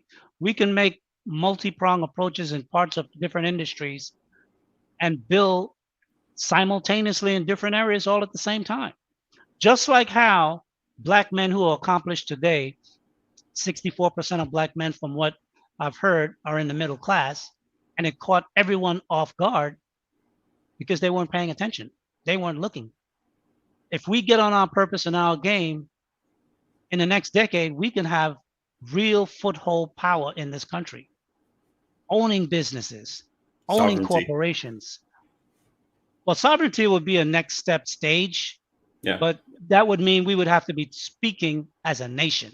And that is something that I want to touch on. Self-sovereignty is important first, like meaning like, being able to control your finances as a man first. And once you understand that, I think you can be on the same page as other men that think like that. Well, it's not necessarily you're getting sovereignty. What you're actually doing is you're freeing yourself from the shackles of, quote unquote, the society. Okay. Where whatever the society spiel is does not affect you. Right. You move in the way in which you want to move. You govern and yourself. accomplish the things that govern yourself exactly the way you Yeah. want to. And then the people, whether there be like-minded men that come into your circle, you could then move with greater force because you have more people with you with a single mind and single focus. See, that's been my issue. My issue has been trying to find those like-minded brothers that kind of on the same accord. That's been my issue. Well, let me ask you this. If there was something that you could do for free, what would that be?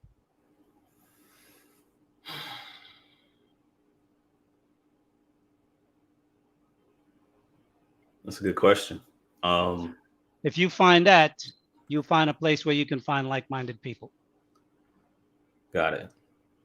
There's not much I would do for free. Because I feel like anytime I put into anything, I should be rewarded for anything I put my time into. At this age. Because you're looking at a reward as being pay for play. If you want a big reward, it has to grow. Like a blue chip stock. A blue chip stock don't pay like a trading stock. A blue chip stock, you buy it at a certain price and it takes time to grow. Absolutely. But it pays itself in multiples exponentially. Right. Likewise, being selfless and giving of yourself, on the surface, it appears that you're not getting paid. But, it's like understanding how currency operates. Right. Understanding, if you understand how currency works. I do. Okay. So then if you understand how currency works and how money flows, then you should understand likewise how selflessness works, because it moves in a very river-like way. And what I mean by that is that when you do things and give of yourself without expectation, it comes back around. And when it comes back around, you'll be surprised. You'll be working in a place, donating 2-3 hours, 4 hours a week, 5 hours a week, whatever it is. Somebody will walk into that place and they will find out who you are. Someone is watching you, and one day someone is going to tap you on the shoulder. I've been in that position. We have something we want you to run, and you seem like the right guy. Right. But if you don't give of yourself and you're selfish, then I only do this if I get paid for this now. Then you can't ask for a greater compensation later because you've been paid already. Yeah. What you gonna say, Joe? I was just going to speak on that, man. I've been having this conversation lately, and I'm gonna be honest. I just got familiar with this like in the past 3 months. I was always a giver, but I've been giving a priority over receiving. I would always give more, but I receive, but that's not my focus. My focus is giving. It's give. I'm not even looking to receive. So when I'm out here moving, I just been seeing things naturally happen. And I don't think that's like the cheat code right there. It is the cheat code. But I think it's deeper than that, because I'm giving because it feels good. I'm not giving because I'm looking for a return. But you're being rewarded in a different way. Your reward is more internal and not a physical or materialistic thing, right? So that's Like Well, I didn't mean it in that sense. I mean it in the sense of like, if I'm giving my time to anything besides myself at my age, I feel like how old are then you? I'm 33. Oh man, you're a baby. I know. That's what I'm saying. I want to make sure I'm focusing on, and I don't have any kids. I'm not married Right. or anything like that. So it's just like I want to make sure I'm focusing on the right thing, putting my 80% of energy into something that's going to give me a bigger return. Well, I would say this: whatever your career is that you're into, Mm-hmm. go headlong into that. Whatever other hustles that you're doing, in terms of to be able to have a multi-pronged monetary income source, Mm-hmm. no problem working there. But I think at your age, at 33, if you find something that you really love, or that you would like to do, and Mm-hmm. that you're able to do it without compensation, because the other things that you're doing pays you well. Right. If you do that for the next 5 years, you will be surprised what happened to your life. I do have Trust something me. I do have something I'm extremely passionate about, but it takes funds because it's more of a hobby that can be built into What a is that? legacy. What's that? I have a leather goods Well, company. Mhm. okay, but So that's a it's a business. heritage. It But is, but that's it's a a hobby. business. But I would do it for free because I'm so No, I'm what I'm talking mhm. about is not something that you're doing for you and for a Right, benefit to you. I'm right, talking about doing something for someone else, or a group of someone else, right. that will benefit them, right? With I no would regards love to to what help it other would do for brothers, you. and I would love to. Sorry to cut you off, Mr. Lee. I would love No, to go help right ahead. other brothers to get into this crypto game and understand it for what it is, and Okay. understand understand it from a point of like just being separate from all the banks, just kind of controlling your funds and understanding how to invest it in a way where it gives you major returns, understanding how to get into certain cryptos and understanding the see, it's a little bit different because you would have to be a little bit educated from the technical aspects of how To blockchain understand works. it. True, Right. true. I understand that. So, Well, but mhm, it does coincide with real life and how we live real life. If you true. can kind of put them together and kind of, I just don't know how to express it. In life is about languages, and it's hard to get information over from one language to another language. So you speak in code, and then from code you have to get this into English, and then English into, now I have to break it down into like a different type of Concept. English for the people I speak to. So like it's very difficult, and the information is just kind of coming in as it comes in. So Well, one thing I would say is, don't believe that crypto will be a currency that will be outside of any government. mhm. All governments are moving throughout the world to incorporate crypto, and also to set regulations for crypto. It's coming. Yes, So, there's certain cryptos that's off that's decorrelated from the markets. right. There's no influence from the markets because they don't see benefits there. But there's communities of people that are building their infrastructure of like, this is ran on decentralization. So Until they take it public. but why would it need to go public if enough of the community understands the technology enough? Like,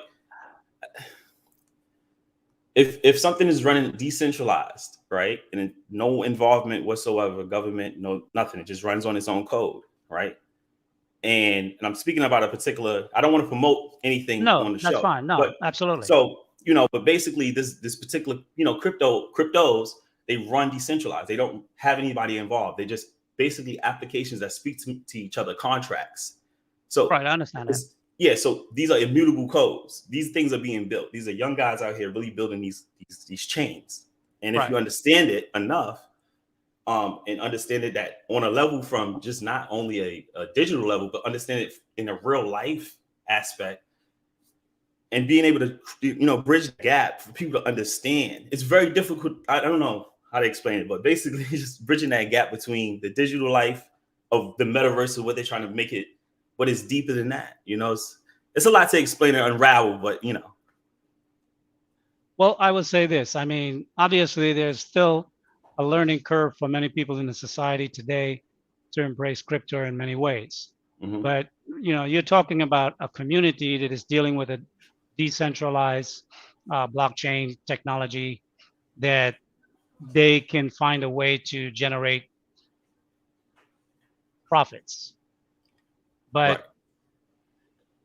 I think anyone that develop a technology, if their goal is to see that technology truly succeed, and if their Mhm. intention is to make a significant amount of money based on their creation, Right. they're going to want to put it in a bigger pool. Yeah. Because if you have a small pool of 100,000 people, or even a Mhm. small pool of 1 million people, or Mhm. 10 million people, Mhm. it's still not like a pool that trades 50 million a day. It's a Right. different pool. Right. The liquidity changed the game. Yes, liquidity is the most important thing. Absolutely. So if you're in Yeah. a small pool, that type of liquidity can easily hurt investors because a few people pull out, you tank Absolutely. Like a Ponzi. like a Ponzi, Right. right? So who gets out first wins in Absolutely. terms of the bigger players. So Right. it's important to create something where you can play in a bigger pool, where you have more liquidity, where you can go in and out the market, and it's not going to sizably affect the movement of the particular crypto, Right. As long as the right? liquidity is there. As long as the liquidity is there. Right. Barring anything that would be newsworthy to affect the industry, affect the market sector, right? That can have negative effects too. All right, John, I gotta keep it moving, Peace. brother. Definitely I appreciate you appreciate calling you. in, and thank you for your support. Appreciate you, man. Have a good one. You too. All right, this will be the last call unless somebody pop in. What's going on, Philip? How you doing? Welcome to the show. I'm blessed. How are we doing today? I can't call it. Hey, good afternoon, Philip. How are you? I'm wonderful. How you doing, Mr. Lee? Well. Great. So I came in towards like the end of your lecture, so I didn't get to hear the bulk. Obviously, I'm going to listen back on the replay. But Sure. you said something that kind of uh, convinced me more to kind of come into this chat and ask you a Conversation. question. Yes. Sure. You mentioned becoming a leader of yourself. And Right. that has been something that I've been kind of trying to emphasize more on my life and how I'm kind of moving to become a better leader to myself. Over the last couple of years, I've been in a lower state in my life, and I'm kind of Sure. trying to change that trajectory to get myself back to get myself to where it is that I want to be. Okay. I lost a lot of things. I was I'm currently now back in the military, but I was formerly in the military. And after getting out, the transitioning, in that period, everything was kind of steady. I was in school. I had a job in sales. Everything was pretty good. I had a girlfriend and nothing was going crazy. However, within a span of like 15 days, everything just kind of like broke down. Like Right. everything kind of fell A apart. cascade of issues. Correct. Yes, Mhm. everything. So I'm losing my job, and I wasn't. Well, when it comes to the schooling portion of it, this was during the fall time, and I wasn't scheduled for any classes that particular point in time because I was going to take off because I was making good money in Okay. sales.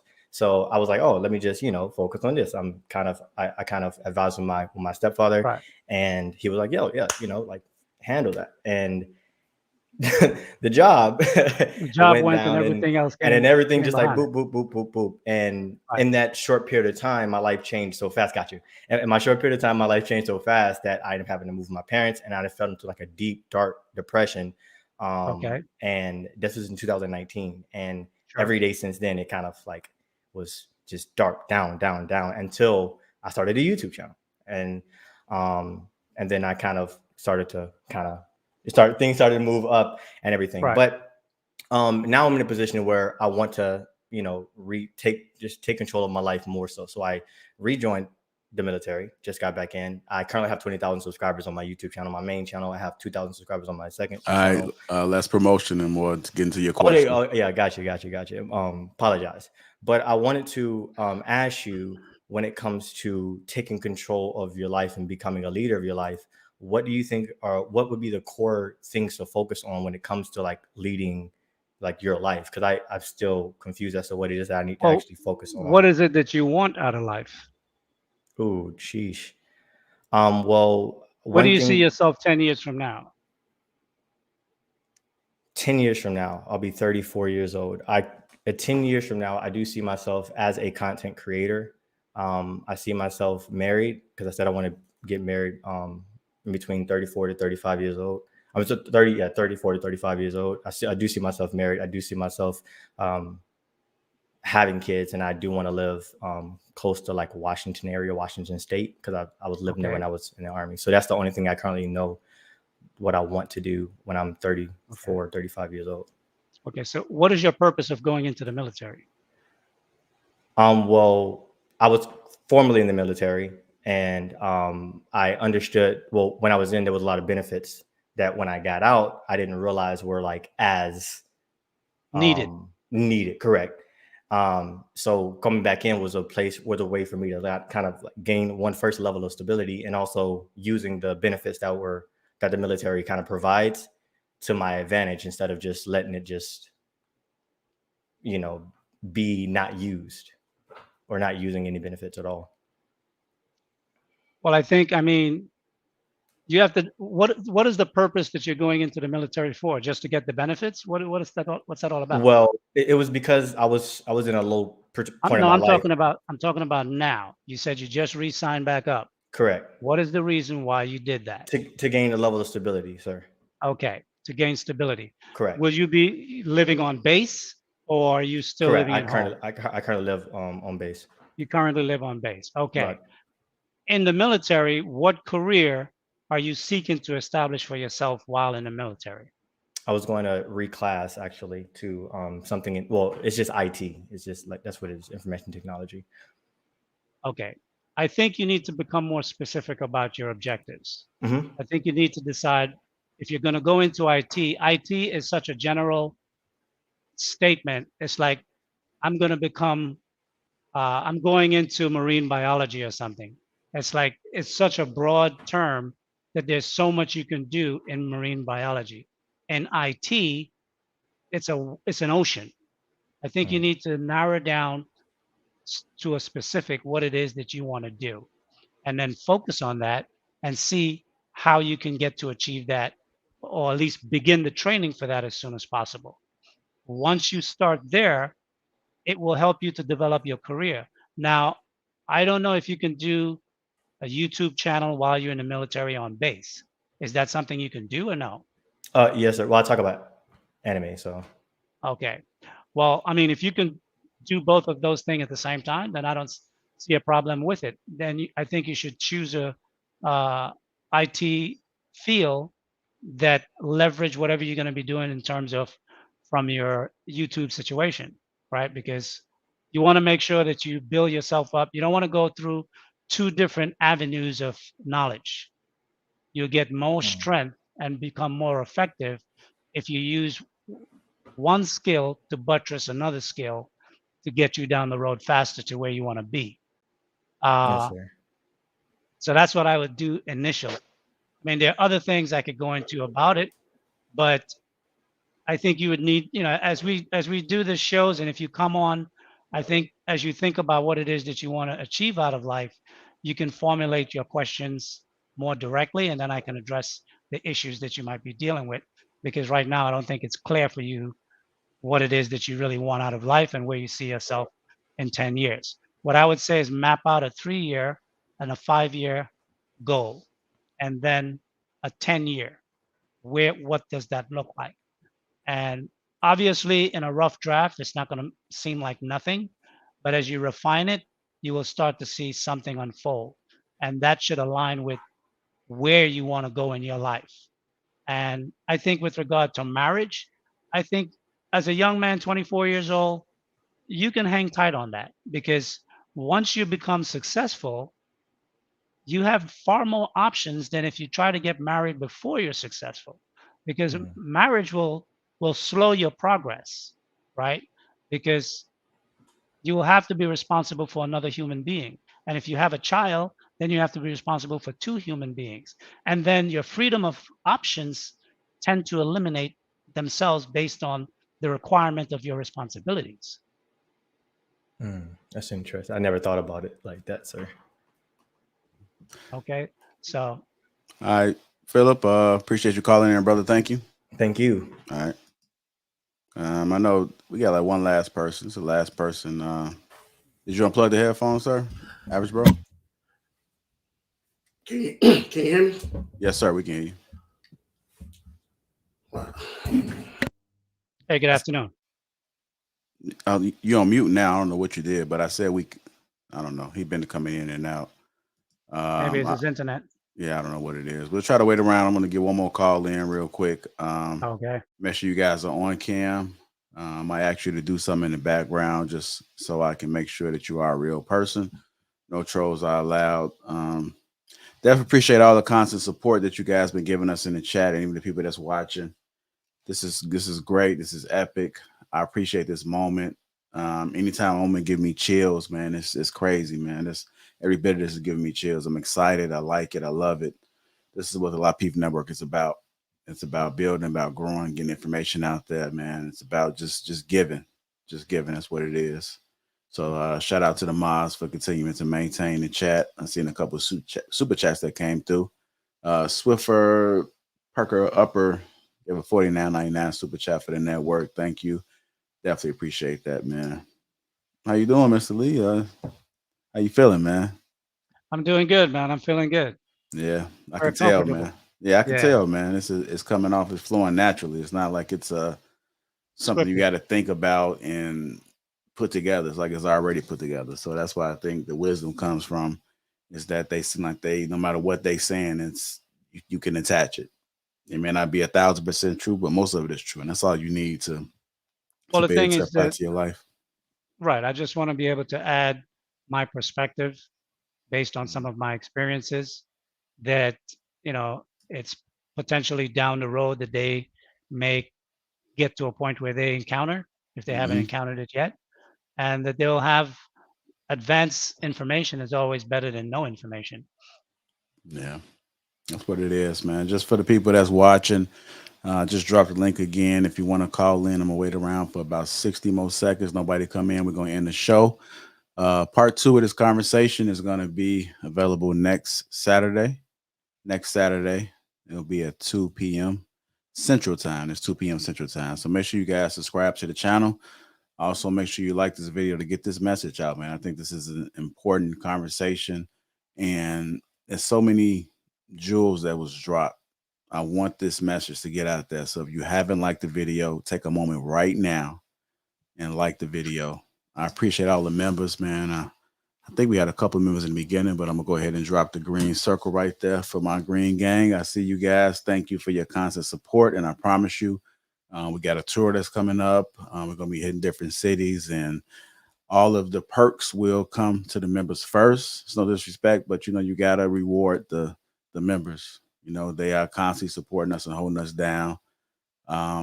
These things go to help build a brand, to help continue to push the message. And what you guys don't know is I give. Even doing this live, I even gave the cruise season, and I just plan on just continue to give because I think it's important. I don't think none of it. I'm not looking for anything in return, but I just want to keep uplifting fellow content creators that the community value and that I value. So I'm going to continue doing that. So with you guys' help, uh, we as a network are able to do that. And I take pride in doing it, man. I just want to give, support where I can. And just thank you guys for holding us down. I'm gonna drop the link one more time. I got about another 30 seconds before I end this broadcast. Any final words, just in case we don't get anybody, Mr. Lee? Well, first of all, I'd definitely like to thank you, JR. I want to thank the audience and the subscribers who allow me to have this opportunity to come here and express some of my ideas. I'm looking forward to building and growing with the network. I'm looking forward to developing a relationship with the audience here. And I'm looking forward to see what the future is going to be because I think the future is bright. As Black men, we can pave the path that we want to pave, but we just have to not complain about where we are at the moment because complaints really don't solve problems. You need to get up and do something about it. Only action will, will solve the issues that are before us. And if we don't take action, we'll be here 10 years from now having the same conversation. So I think this is an opportunity to open the door where we can talk about the same conversation. talk about the steps. Yeah, talk about the steps that we can take to improve ourselves as individuals, and then as a group, and then as institutions and organizations that we can build. As individuals. And that's important. All right. I'm sorry about that. I was pinning the link to the top of the chat, man. Shout out to our sponsor, which is Tej Hanley. You guys see the icon right there on the right side of the screen. I just posted the link, pinned it to the top of the chat. It's also in the description. Make sure you guys click that link. You guys get a free gift. Skincare. There's a morning procedure and a nighttime procedure. It works, man. Skincare for men is very important. We got to be looking good out here as we moving around in these spaces, man, in these environments and situations. Hopefully it's a good situation, but make sure you guys click that link and go ahead and get it. I did see Cliff came in for a second. Cliff, I don't know if you're going to come back in, but come on through. I'm trying to wait around and stall a little bit. I hate to end it, man. I wish this can go on for 24 hours, but unfortunately it can't. I got to be respectful of people's time and just making sure you guys can digest this because it's a lot to come in. Definitely hit the replay. Get the likes up if you haven't gotten the like up already. Make sure you subscribe to the channel and hit notifications and click the all. It's very important to click the all so that whatever's the Lapeef Network is dropping, I hate for you guys to miss it, but you will get the opportunity to get that. So we're going to wait 20 more seconds. I promise you, man. I'm going to already start queuing up the message. Mr. Lee, I'm going to call you when it's over. Sure, not a problem. So I'm start playing a little music. Y'all got to call in if y'all want to get it, man. Y'all want to call in if you want to get it. Yeah. I think I might just have to go ahead and it though, man, because it's just so much. I'm going to replay this, man. I feel like sometimes it don't sync right away. Sometimes you just got to just listen to it, man. When you're working out, when you cleaning up, when you getting stuff together, you got to put them headphones in and just digest it when it's not live. Right. Yeah, sometimes you got to pause and take notes, you know. Yeah, sometimes when it's happening live, you miss a lot of things that happens. And when you're listening to it, when you're not distracted, then you can pick up subtle things. Yep. But there you have it, man. Like I'm going to go ahead and end it right now, man. Thank you, Mr. Lee. Thank you. There you have it. Sage Talk with Mr. Lee. Catch us on part 2 next Saturday, same time, 2 p.m. Central Time, man. The Lapeef Network is looking good. I see Cliff came back in. Cliff, we'll bring you up, brother. Wagwan, yeah, you caught it, man. It was just about to go ahead and come to a close. What you got for us, brother? No, respect. Yo, you know, I want to say, I know you guys are probably tired of hearing this, man, but thank you, guy. Like, I'm going through lots of stuff. Like, every day I get up, it's a different battle. And I have a lot on my mind. And one, these conversations, they help get my mind off of things. And two, they're just full of so much insight and wisdom, man. I just want to say thank you. And I am definitely coming back next week for some more gems, but you're welcome. Thank you very much, my brother. And I wanted to ask, where are you from? Where are you right now? Okay, why did you ask that question? I'm gonna tell you. No, because I'm looking through the window. I'm a builder. I'm looking through the window and I'm noticing the architecture.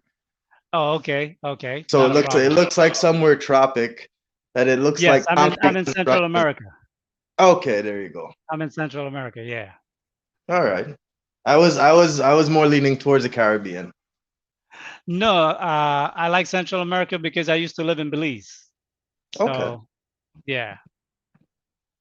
It's tropic over here. It's right on the equator in the Gulf of Mexico. Great beaches, beautiful women. This is what I'm in right now. Wow. Minus 26 degrees today, Celsius. What state is that? I'm in Canada. I'm in Edmonton, Alberta. It's way up north, yeah. Oh, okay. Yeah. Yikes. But thanks for having me on, guys. I really respect the work, and I'll continue to support and tune in because it's kind of therapeutic for me as well. So no doubt.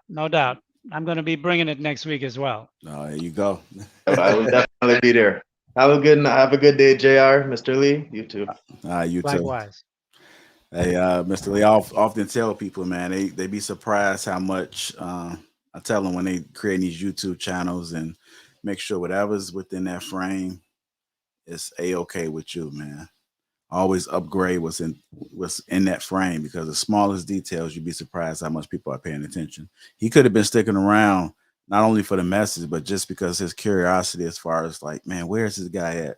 So details matter, man. Details matter. Details matter in your life. A sense of a smell, aligning, any little detail can upgrade your situation.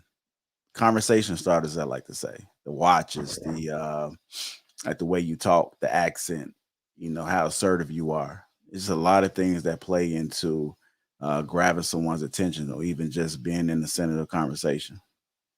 Well, I think if someone is attuned, they can pick up the most nuanced situation when they're interacting in a group or one-on-one and whatever, so absolutely. That's why the young brother that was in the military or went back into the military, his question was somewhat broad. And that's why I think he needs to kind of like narrow down his scope to focus in on a more detailed aspect of what it is that you want out of his life. Because if he can look at his life and picture it and see where he would like it in the next 10 years, then he can narrow down and back into those steps and to see what he needs to accomplish every year. And then he can do monthly goals, what I need to accomplish every month to achieve these goals. And then if you want to break it down, you can break it down to, okay, weekly, I need to be able to do this. And if I'm doing this weekly, it's going to accumulate itself into monthly.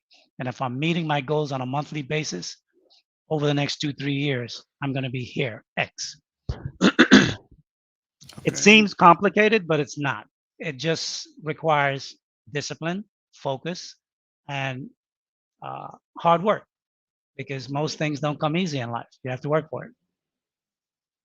All right. There you have it, man. Well, Mr. Lee, man, it's been a great show, man. I look forward to making sure we pick this back up next Saturday. Again, make sure you subscribe to the channel, man. You can catch Mr. Lee.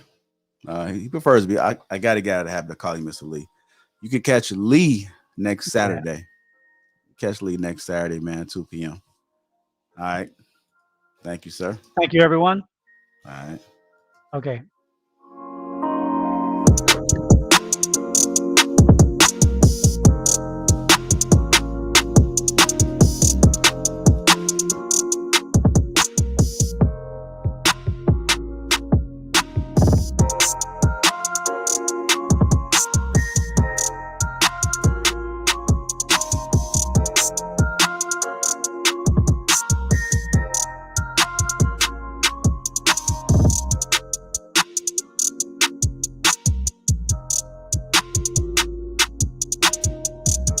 Shout out to Tej Henley. Make sure you guys click that link in the top of the chat right there. That's pinned. Get your free gift right now. Shout out to Tej Henley.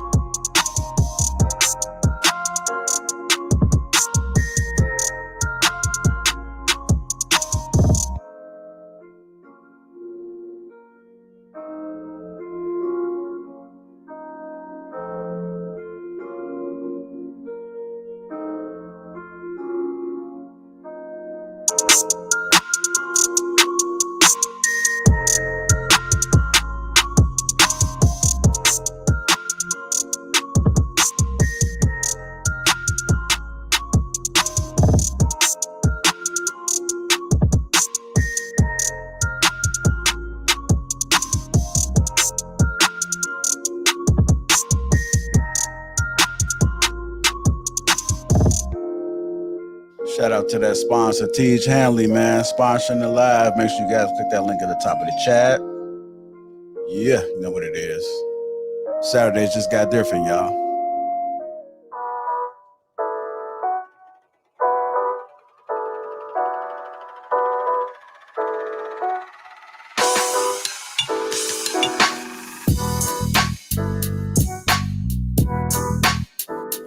I see that comment, Brother Grundy. Yeah, go on, cam up, man. King Talk, Sage Talk, you know what it is. Cam up, we need more perspectives out there. You guys got questions, feel free to ask. That's what I'm talking about, man. Happy Saturday, y'all. Make sure y'all be safe out there.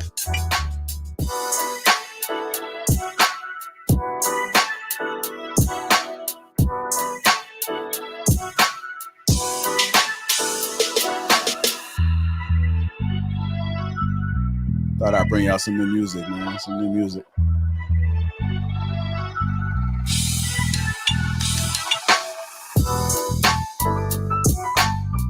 Shout out to the Lapeef Network. We got a mirror live streaming tomorrow. Make sure you guys tune in for that. We got Lapeef Sports in the morning, man. It ain't your average type of sports, man. It's a little bit something different, man. I'll be dropping that real soon. So make sure y'all tune in to Lapeef Sports tomorrow. You know what it is. Subscribe to the channel. Set the notifications to all. If you want to become a member, hit that join button. Go green. Shout out to the green gang in the chat. I see y'all. Y'all hit on keys. Yeah.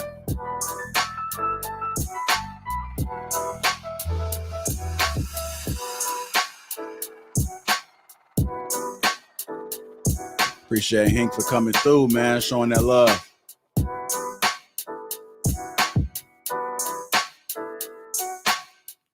Y'all copped off some merch, man, on lapeef.com. Click shop, all the merch right there. There you go. The last track for you guys, man. Again, thank you for all the constant support you guys have been giving us. Shout out to Mr. Lee for coming through, doing his thing. Shout out to everybody that dropped through. KS, I see you in the building. Thank you, sir. Anton, I see you know the family, man. I seen Hink came through. I seen Jedi. I seen everybody come through. I am paying attention. Green Gang in the House is the last song for this. We in the evening already? Yeah, damn near almost. Last song of the afternoon, y'all. We're gonna slow cook it, man. I thought I'd bring y'all some new tracks, man. Something special for y'all guys on a Saturday. You know what it is. Thank you guys again. Tej Hanley. Click that link at the top of the chat.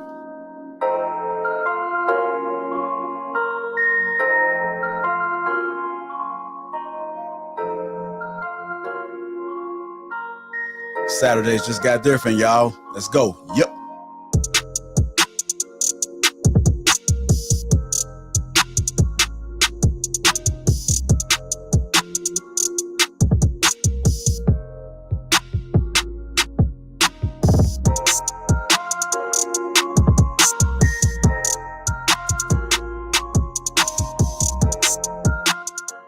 For those that's asking about how to go green, I'm dropping the chat right. I'm dropping the link right now. That's how you go green right now. Click that link right now. Just put it in the chat. It says join this channel to get access to perks. Click that link right there. That's how you go green right there. One time.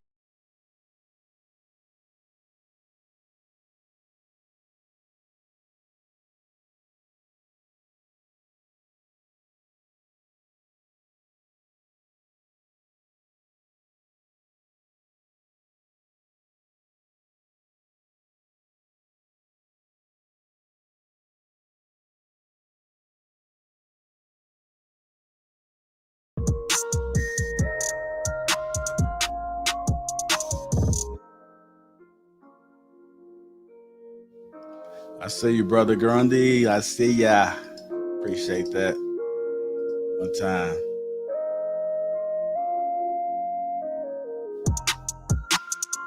Oh.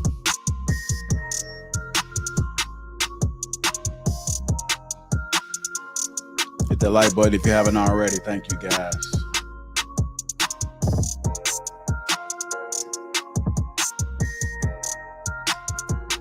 Your Saturdays just got better, y'all.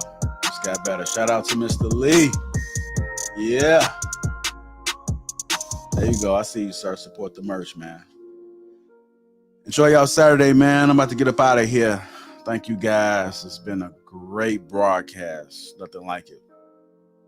Who's doing it better than this? Just trying to bring something different, man. It's all about the flavors, man. Sign up for the Patreon and get this game, man. Go to my IG. Hit me up on @LapeefJR. You see it right there. Click the link. The Patreon link is in there. Become a member, man. Get this game. It's kind of hard to express myself, but individually, it's a little bit better. But it is. All right, y'all. I'm out. Enjoy yourselves. Hit that like button on the way out, man. Thank you guys again. Shout out to my Green Gang. Shout out to Teach Handling, the sponsor of the show. That link is posted at the top of the chat. There you go. I'm out.